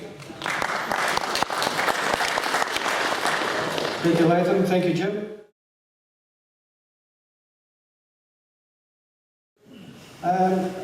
Charlie, you've got a couple of microphones sitting close by you. It is just on 7:30. I think we'd like to wrap this up by 7:45, because we've been here since 5:30. So for those people who would like to ask a question about the council moving forward versus perhaps being retrospective and why, let's be positive and work towards questions on what the candidates intend to do around your specific question.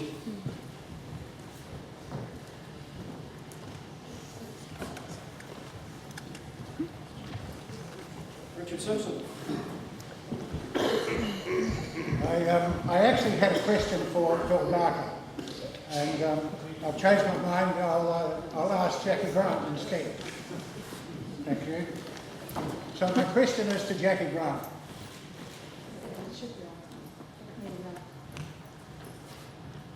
Jackie will no doubt be aware that...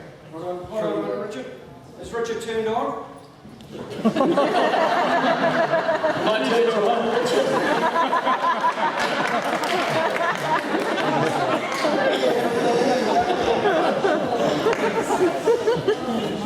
Jackie will no doubt be aware through social media postings and letters and articles in The Guardian that there is a small but vocal group of people that hold that the council should treat the descendants of Westland pioneers in a special way that recognises their importance to the community by virtue of the hard work and pioneering attitudes of their ancestors. So my question is, what particular initiatives would you be taking to the council table that would ensure that the council treats the descendants of Westland pioneers with greater respect than the public generally?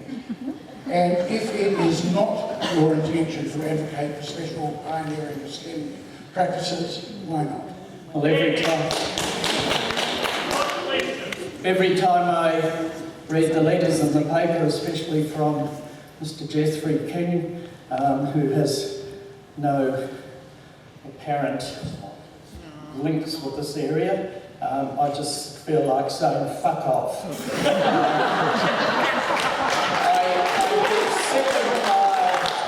Absolutely sick and tired of reading in our paper this vitriol that goes on day after, and there's Jeffrey over there, he's sitting there. Every day we read this vitriol in the paper that's so negative to our community. So, you know, that's my words to you, Jeffrey. Get out of this town, leave us alone, and let us get on with our own business and run our own affairs.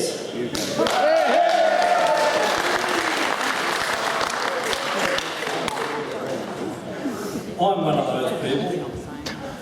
My great-grandfather moved to Ross in the early days. My great-grandfather's wife sailed into Gillespie's Beach. And I'm quite happy to have new people in Westland. Thanks.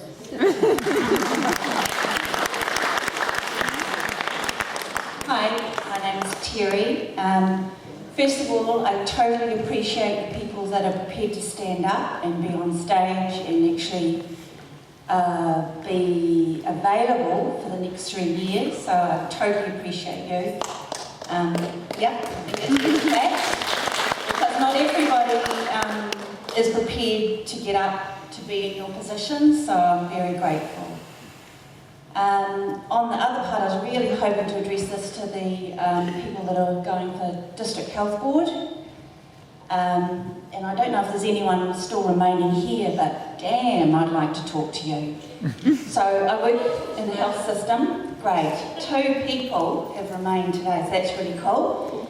I've not been happy over the last 3 years working in the health system, but I'm prepared to stand in the rain and the sun on my own with banners and get a physio back in a position after 17 months away.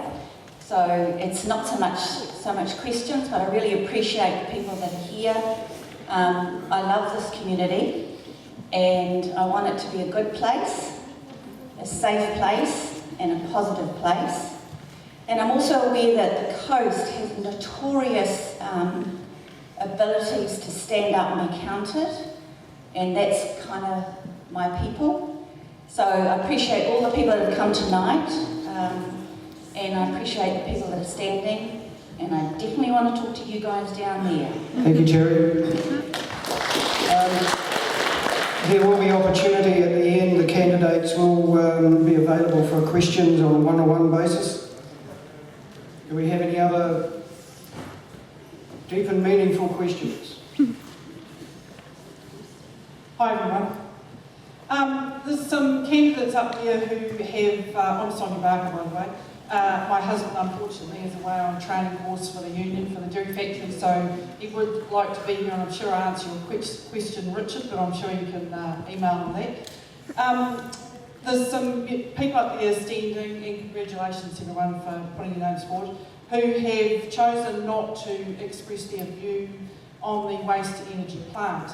Now, there's been many opportunity to visit different meetings, read up over the last couple of months, and I'm sure that everyone in the hall tonight or the theatre tonight, has a view on it. So for you who haven't expressed your view, can we have a yay or nay from the remaining candidates as to whether they support the waste to energy plant? Perhaps in the convenience of time, do we have a show of hands? So a show of hands from those candidates who support.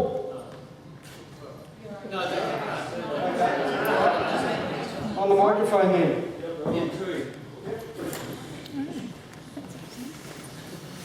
far as my concerns about this waste energy plant are, they can come here, under the law, set the thing up, do what they like, as long as they tick every box, it's healthy, 100% beautiful, you know, not a risk with it, I don't have a problem. But if it's dodgy, it's got to go.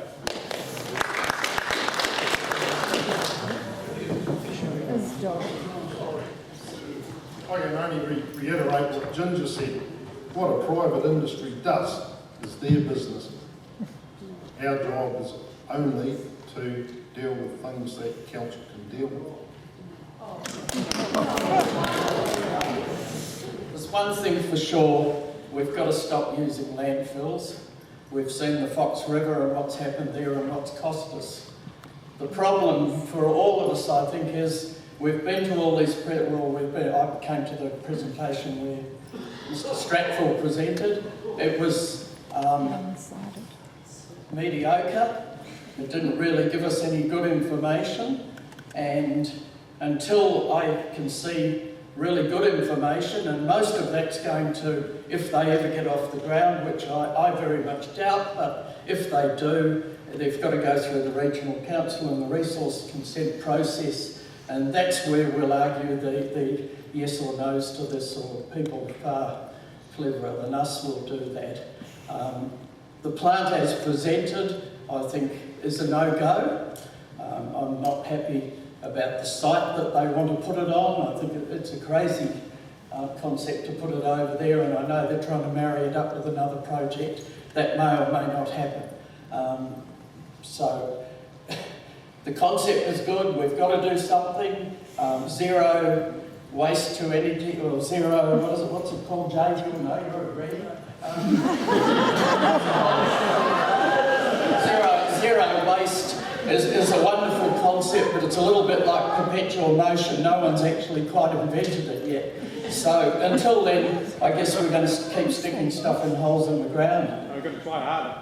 Yeah. Well, we can try harder, but there's a cost, and we've seen on Facebook in the last couple of days some discussions about why aren't we recycling glass, why aren't we sending it to some firm in Auckland.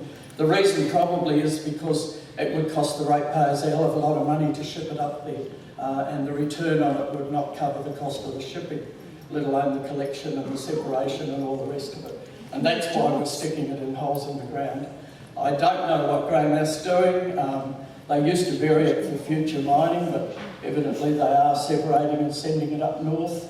And maybe there's an opportunity to join in with them or not, but that's something that if I was on council we could start looking at. But that's just a very small part of this zero waste. And as I say, in the meantime, we're going to still keep putting it in the ground because that's the cheapest option.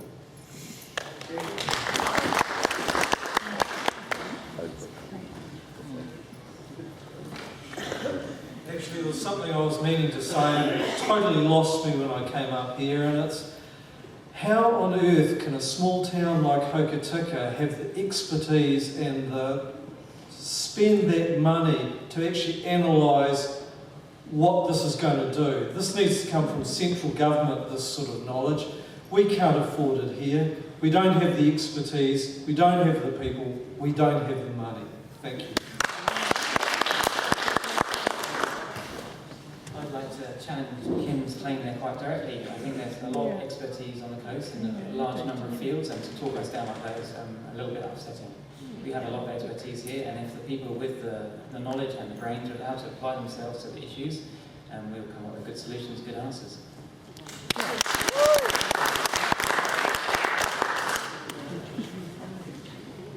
If people have got concerns that we haven't got the expertise or maybe the processes, then we can ask for this project to be called in by central government.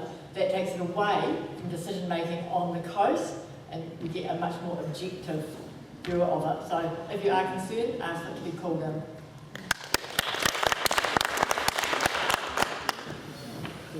I'd just like to actually say that there's a lot of decisions that are made around the council table, and what I am prepared to stand here and say to you all tonight is that every decision, if I'm elected onto council, I will take the time and energy to find out all the facts before I make an informed decision about anything.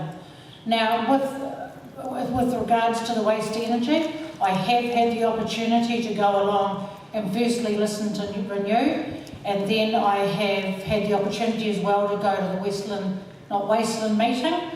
I certainly could see some pros from when Renew spoke, but then I could also, at that point, see the concerns of the Westland group.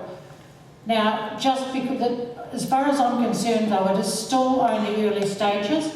What I would like to see happen with both those groups is that they come together in a debate situation where we as then the public can actually listen to both sides of it and then make an informed decision on all the facts in front of us. And I don't believe we're at a point where we can do that yet.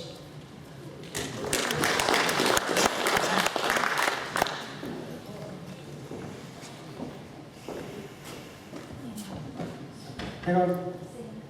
One behind you. Oh yeah, shit, sorry, bit of kicking that. Just this waste to energy thing is not really that important. Just at an abstract sense, in the interest of time, I'd like to ask each of the mayoral's candidates, in 2 or 3 sentences is great. As a small community, we need probably outside investment more than we'd like to admit. John, you touched on it earlier. How do we approach the issue of dealing with outside people coming here, potentially offering good things? You know, there's 2 sayings. Something's too good to be true, probably is, but opportunity seldom knocks twice. So just wanted to know what each of the mayoral candidates has to say about that. 2 or 3 sentences would be great. Cheers.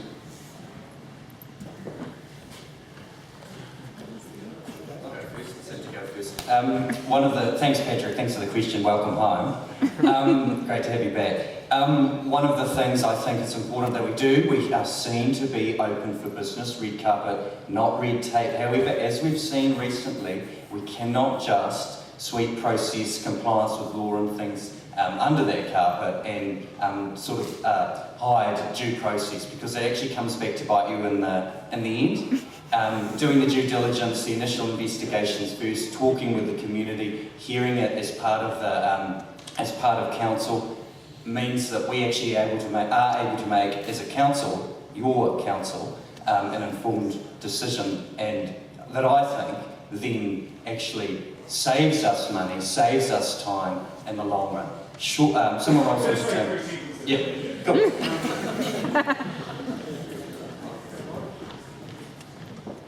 So I'd suggest we need to look at each individual case objectively and make decisions based around accurate information, regardless of the outcome.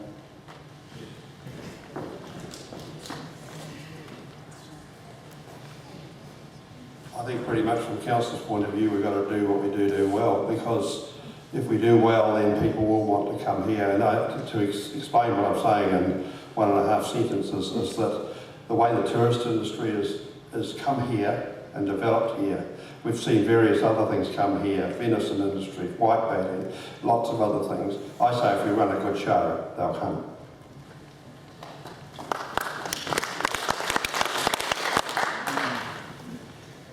I think if you look around, if you look at the world at the moment, we have a significant recession coming. We've got a downturn coming, and when an investor pokes his head up and looks at Westland, he's got to believe that he's not going to be derailed before he goes through the Resource Management Act or whatever regulatory authority he has to go through. If he believes that he's going to be derailed, you will not get the investors here, and we as a community will be worse off.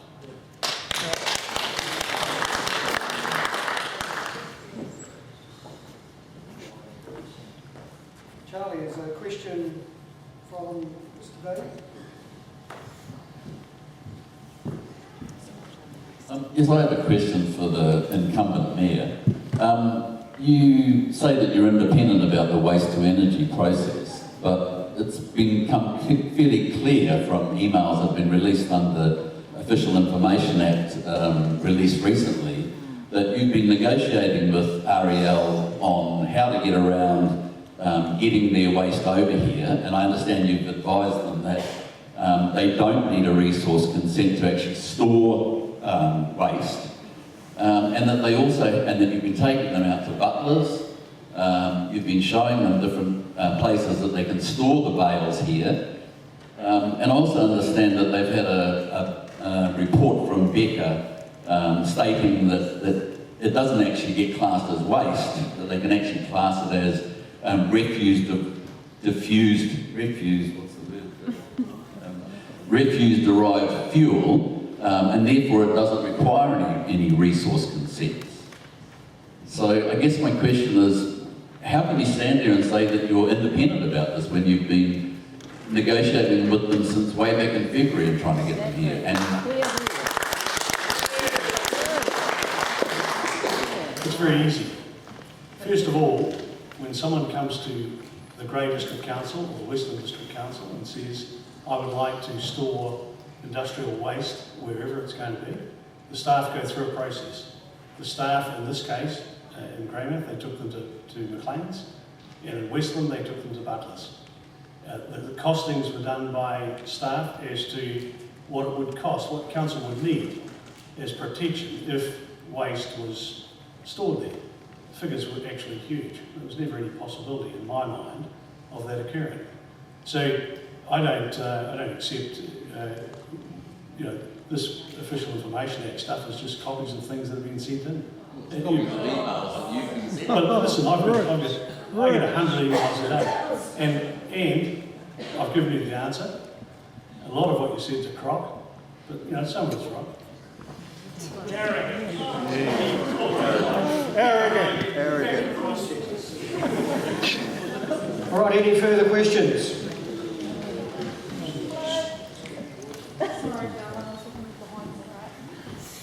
Hi there. Diversity is important to me to be on any governance body, not only moving away from pale-stale male, but also diversity of thought. So I acknowledge we don't get to vote for all of the councillors, we're only in each district, each area, but what I'd like to hear from the candidates, what do you bring to the table that isn't provided by someone else? What point of difference do you have?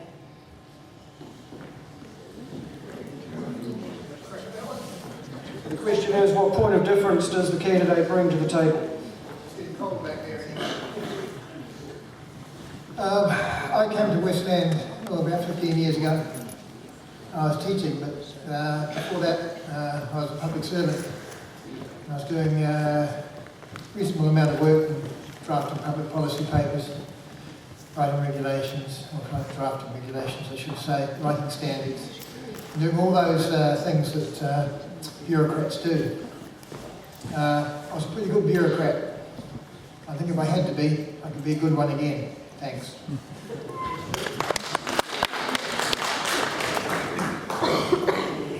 What I can bring to the table is I understand good debt, I understand bad debt, and I understand intergenerational debt. I also have 9 years of training, or probably limited training, but a pretty good understanding of interpreting legislation. Thank you. I think there's lots of aspects that we will all be able to say. I do think I bring an environmental focus to the table and a collaborative approach.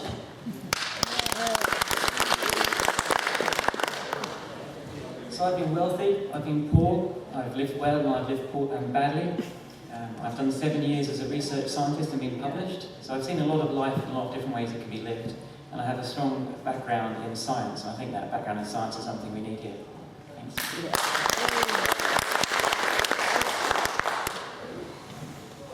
As a candidate for the Southern Ward, what I would bring, and I will acknowledge that all of the councillors and the council I've just been a part of, we all have our own individual skills and talents. But what I bring to the table is the skills, talents and the life experience that I've had. And as I said before, people of South Western know a lot of what that is, and I think it's something that I certainly can offer.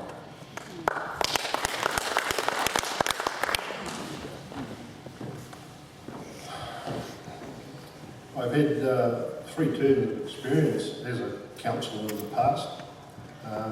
I understand the processes that you need to go through to get from A to B. I'm involved in a lot of groups and committees around the town. I chair a number of them, and we seem to get through the material quite well. I am a good listener, I can make decisions, and I like to help people. I like to do the best that I can. Thank you.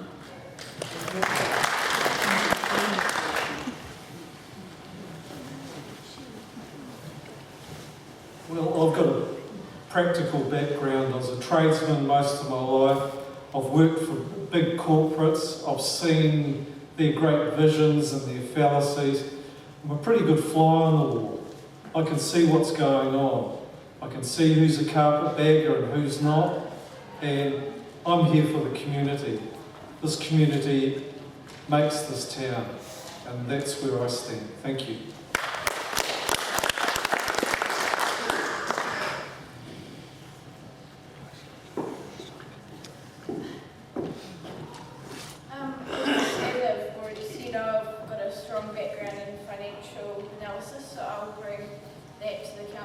as well as my involvement in governance in the agri sector.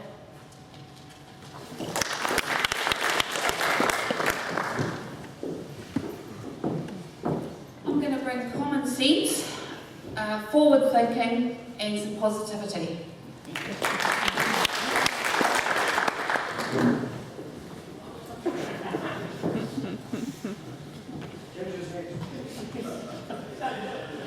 What I'm going to bring to the table is teamwork, a positive attitude.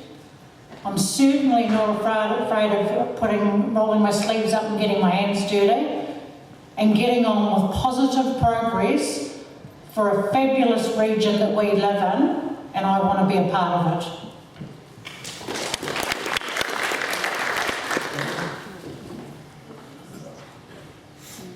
I haven't changed. From me, you'll get much of what you've had in the last 3 years, but I am here from Westland, from the top to the bottom. I'll support it. It's a beautiful place.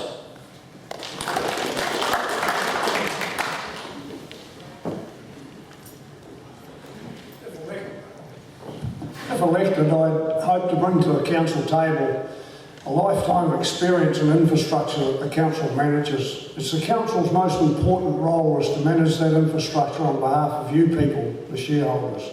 In recent times, I think that infrastructure has been very, very poorly managed. On the way up today, I took a couple of hours to drive down quite a few of the roads, Warara, Harry around the place, and on not one occasion have I seen any recent work on the infrastructure in the towns. The curb and channels are full of gravel, grass.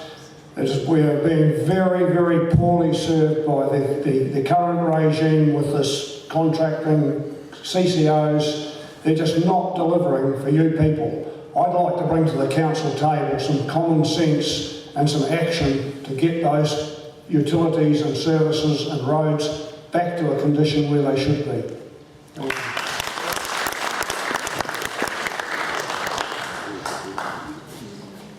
I can tell you what we've done in the last 3 years. We recovered over $10 million of government grants in 3 years, done by relationships. Every town in Westland has got new toilets or has been funded. A new sewage system is going into Franz Joseph. There's an upgrade of the water in Kamara. There's been an upgrade almost completed in Mayoral. There has been more infrastructure upgrades in the last 3 years than any other council has done. The amount of cash that's been recovered is 3 times what any other council has ever done. That's actually not talking about what I can bring to the table. It's what I brought to the table.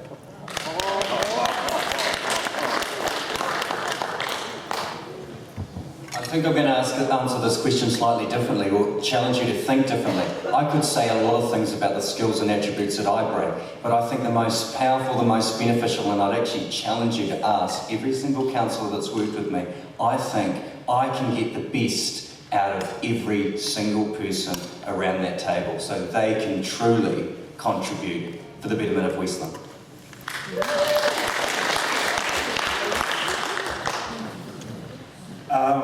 I suppose I would expect the council to act in a way which it expects of its ratepayers, so paying the rates, following the rules. You know, it's not really been happening currently at this council. Excuse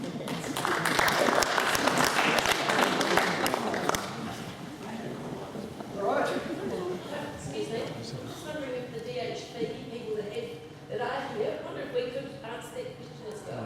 You may. That'd be okay.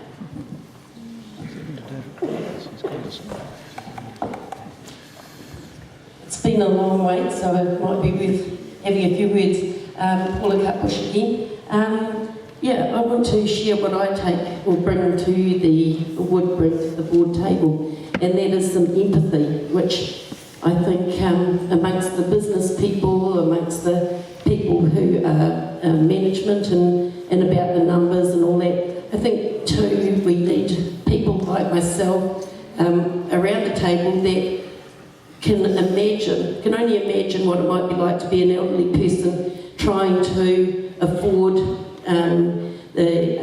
the health care that they need to live a good life. The person who has got a car and who has to try and make arrangements to get back from Christchurch when they've gone over there, been taken over there for an operation, and as I witnessed one time, had to beg somebody to come and visit them so that they might be able to ask for a ride back home again. So empathy, I think, is something that we really need around the table, and that would be what I would bring to it, apart from other things. Thank you. Thank you. Sorry, Tony, I actually have a quick question myself. As nominees and things like that, what would you be able to bring to promise, not necessarily for our rates to not go up, but for our rates to stay the way they are? So effectively a no rate rise.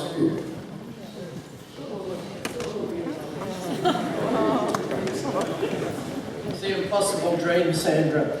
We always must look at the rate of inflation for a start. We have to look at our diverse weather events and unexpected happenings that happen here, and we get them every bloody year. We seem to get something. If it's not a rock falling down on France and blocking the road, it's a tip getting washed out, and that's all unexpected expenditure. You can't hold rates on those sorts of events happening, and they seem to be happening more and more regularly. We're getting more and more compliance on councils from central government, and in the next couple of years, you might have read a letter I put in the paper this morning, in the next year or two from this Labor Greens government, we're going to get a lot more compliance and a lot more coming onto councils, and you've got to have strong people to fight back on that stuff and to get that funding that you've heard the Mayor talk about, bringing in funding from central government and outside agencies. That's got to keep happening, but I'm not going to sit there and say I'm going to help you lower rates or we're going to hold them or whatever, but all we can promise is prudent spending, good spending, good debt, not borrowing money to keep the housekeeping going, but if you've got to borrow, it's got to be intergenerational for infrastructure. It's just got to be really well managed. But they're not going to go down, they're not going to stay the same.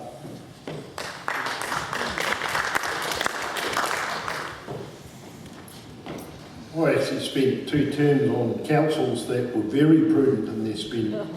They were so prudent, I didn't spend any money on any bloody thing.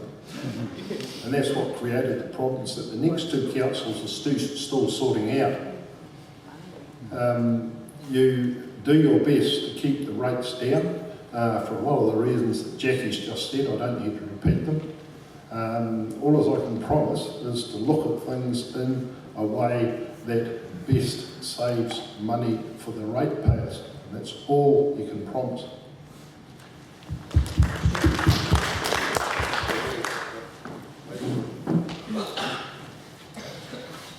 Sandra, I think we can hold the rates.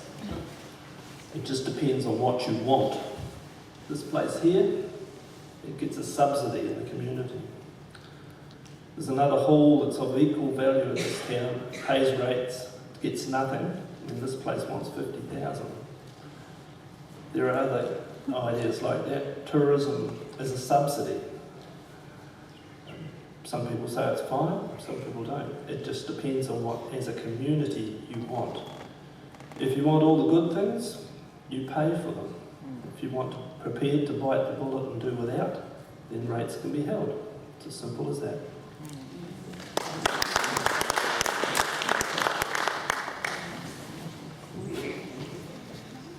It's an interesting question when you ask a politician for a promise, because there were a lot of promises made on this stage about 3 years ago.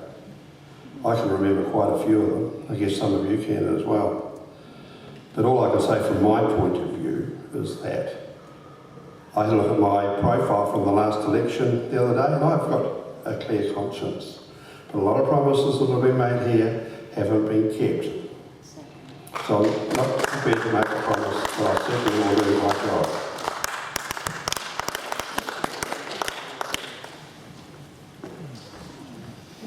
So the public debt is rising and the spending definitely needs to be addressed. But in terms of promising not rising rates, I can't do that. We definitely don't want the council to be speculating on business with ratepayer funds though.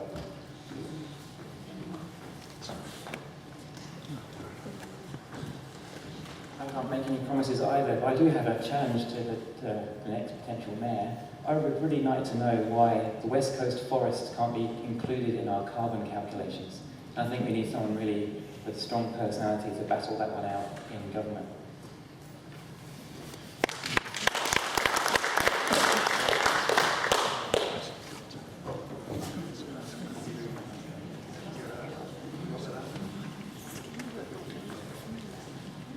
Not Flo's question, the initial question. Council's like a big family. Community's a big family. Got the same problems. And while you've got a mortgage, you're not really free. So getting rid of debt's a good idea. And I don't think that any of us, should we be fortunate enough to be elected, should ever lose sight of the fact that it's not our money that we're spending. It's not council's money, I should say. It belongs to all of us. So were it me, I'd be looking at reducing debt, and I'd be reducing not getting too speculative on other bits and pieces until we get back to a point where we're comfortable again. Thank you.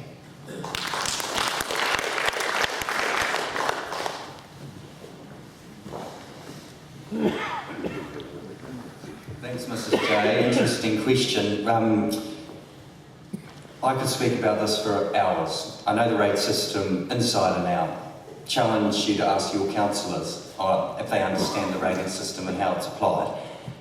The reality is people want the rating system to be fair.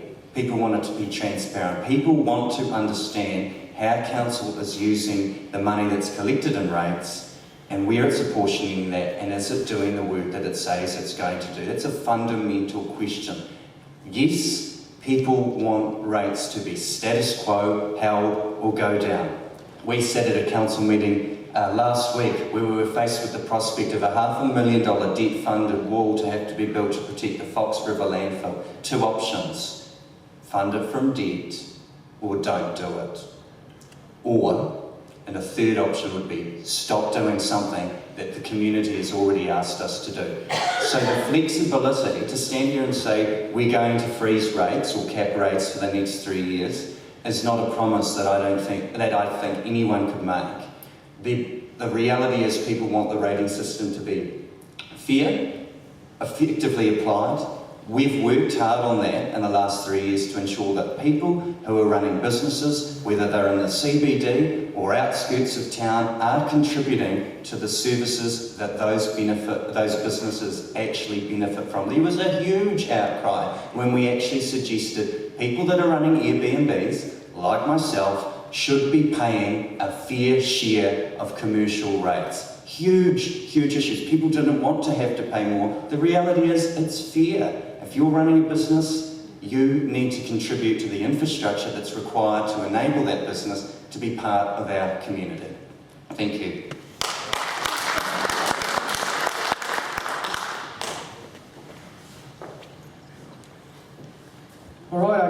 the numbers are dwindling. Do we have any further questions? Otherwise, yes, Mr. Simpson. I have a question for the existing elected representatives. That would be Mayor Smith and Grey Eagle, and Latham Martin, and Jane Neal, Ginger and David.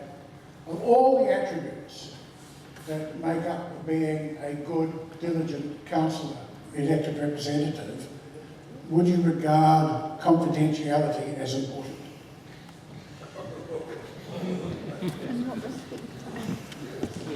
Richard, thanks for the question. Double-edged sword, yes, confidentiality. Council is always going to be considering things that are commercially, legally, financially sensitive. Those things have to be done in a way that is confidential, public excluded, that information is withheld and is not leaked. The reverse of that is transparency around those decisions. Once the decisions are made and the timeline leading up to those decisions, that can be released to the public. It has to be released, and that's what we need to get better at doing, is actually articulating those decisions and using that session of publicly excluded well. I think you want to have faith and trust in your councillors and your fellow colleagues that information that's presented to them is not going to be leaked. It's different between being an advocate for the ratepayers, being an advocate for transparency. You know, in your lives, there are things that come at you that you need to retain as information that, at this stage, you wouldn't want put out in the public. But there's a time when it's appropriate that that information is made available with a direction and a decision of council, not some rogue councillor going off and saying it's their job as a martyr to be able to get a political win or a score by releasing confidential information. I hope that has answered this question.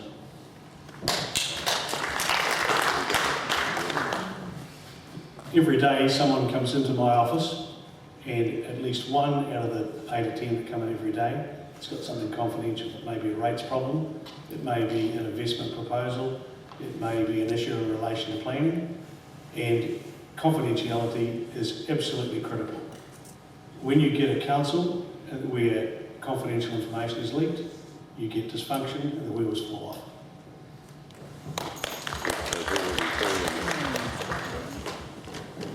Yes, confidentiality is important, but also so is fighting for transparency and for the public to have that knowledge.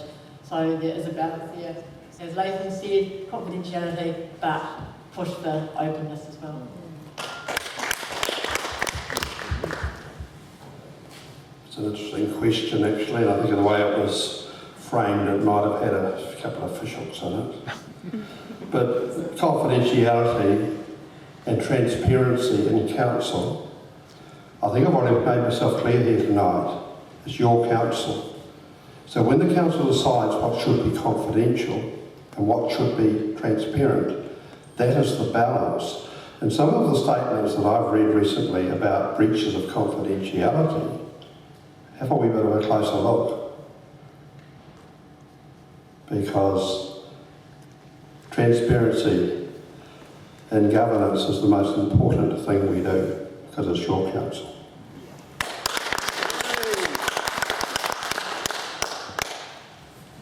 Can I ask a question? Councillor Martin, do you know what servitude is? What is it? You can't hear. Sorry. What is servitude? The ideal of giving. No. Servitude is when you have to work to pay without the ability to get out of that cycle. Yeah, sorry, I short phrased it. So my question is this: rates? You think it's fair that all people should pay that business rate, even if they can't afford it, if they're in business? If they can't afford it. If they can't afford the ability to pay that rate. That's right. Yep. So one of the things that, the flip of that, John, is that people were paying too much over their fair share. And it's not about, it's a shift. It was a shift. It's not about trying to, and council unfortunately when it applies its rates policy that doesn't look at or cannot be influenced by the ability to pay. Because we can't, other than generally, we can't say, I'm a teacher and I'm on a government salary and the person next to me owns a business and has the ability to earn more money, potentially. So what I'd like to see is that commercial rate, when it's actually applied fairly, wouldn't be something that would actually disable business from happening. But this is what happens. So people would say, for example, use an example, hairdressers in the CBD pay to the rock wall protection, highest rate, pay the highest commercial rates because they're commercially zoned, they're in the CBD. Someone can then come in and start up a home-based business, genuinely comply, meet the health regulations and criteria around that business, but completely undercut an established business that's within the CBD. What it actually does is just push things out. Where it's an issue is where you've had businesses outlying the CBD that were existing or are, long-serving businesses in our communities. The way we want to move forward is that so no one can come in and disable and close down businesses that are already existing in our CBDs because they can start something up on the other side. It used to be the other side of Fitzherbert Street and be able to completely undercut and not pay anything other than one residential rate.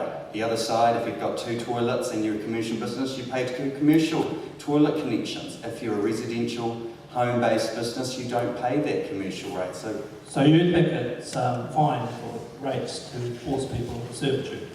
No, I don't think it's fine to push people into debt. No, I don't. But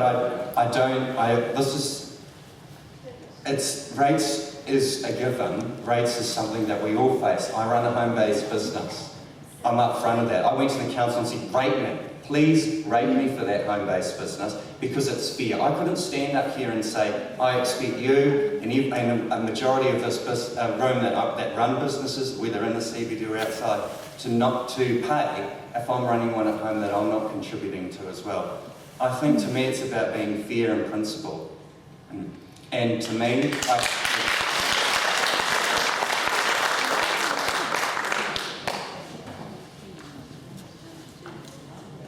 All right, Tempest Future, any further questions? Otherwise, I will thank the nominees for their open and frank commentary. Thank the audience for your patience, for your questions. The candidates will be milling around until midnight asking for your vote. Latham Martin and the others will be asking you for 2 ticks. Ladies and gentlemen, thank you very much for your support. As David has said, you need to vote for the person who you believe is going to take this community forward for the next 3 years and beyond. Ladies and gentlemen, thank you for your support.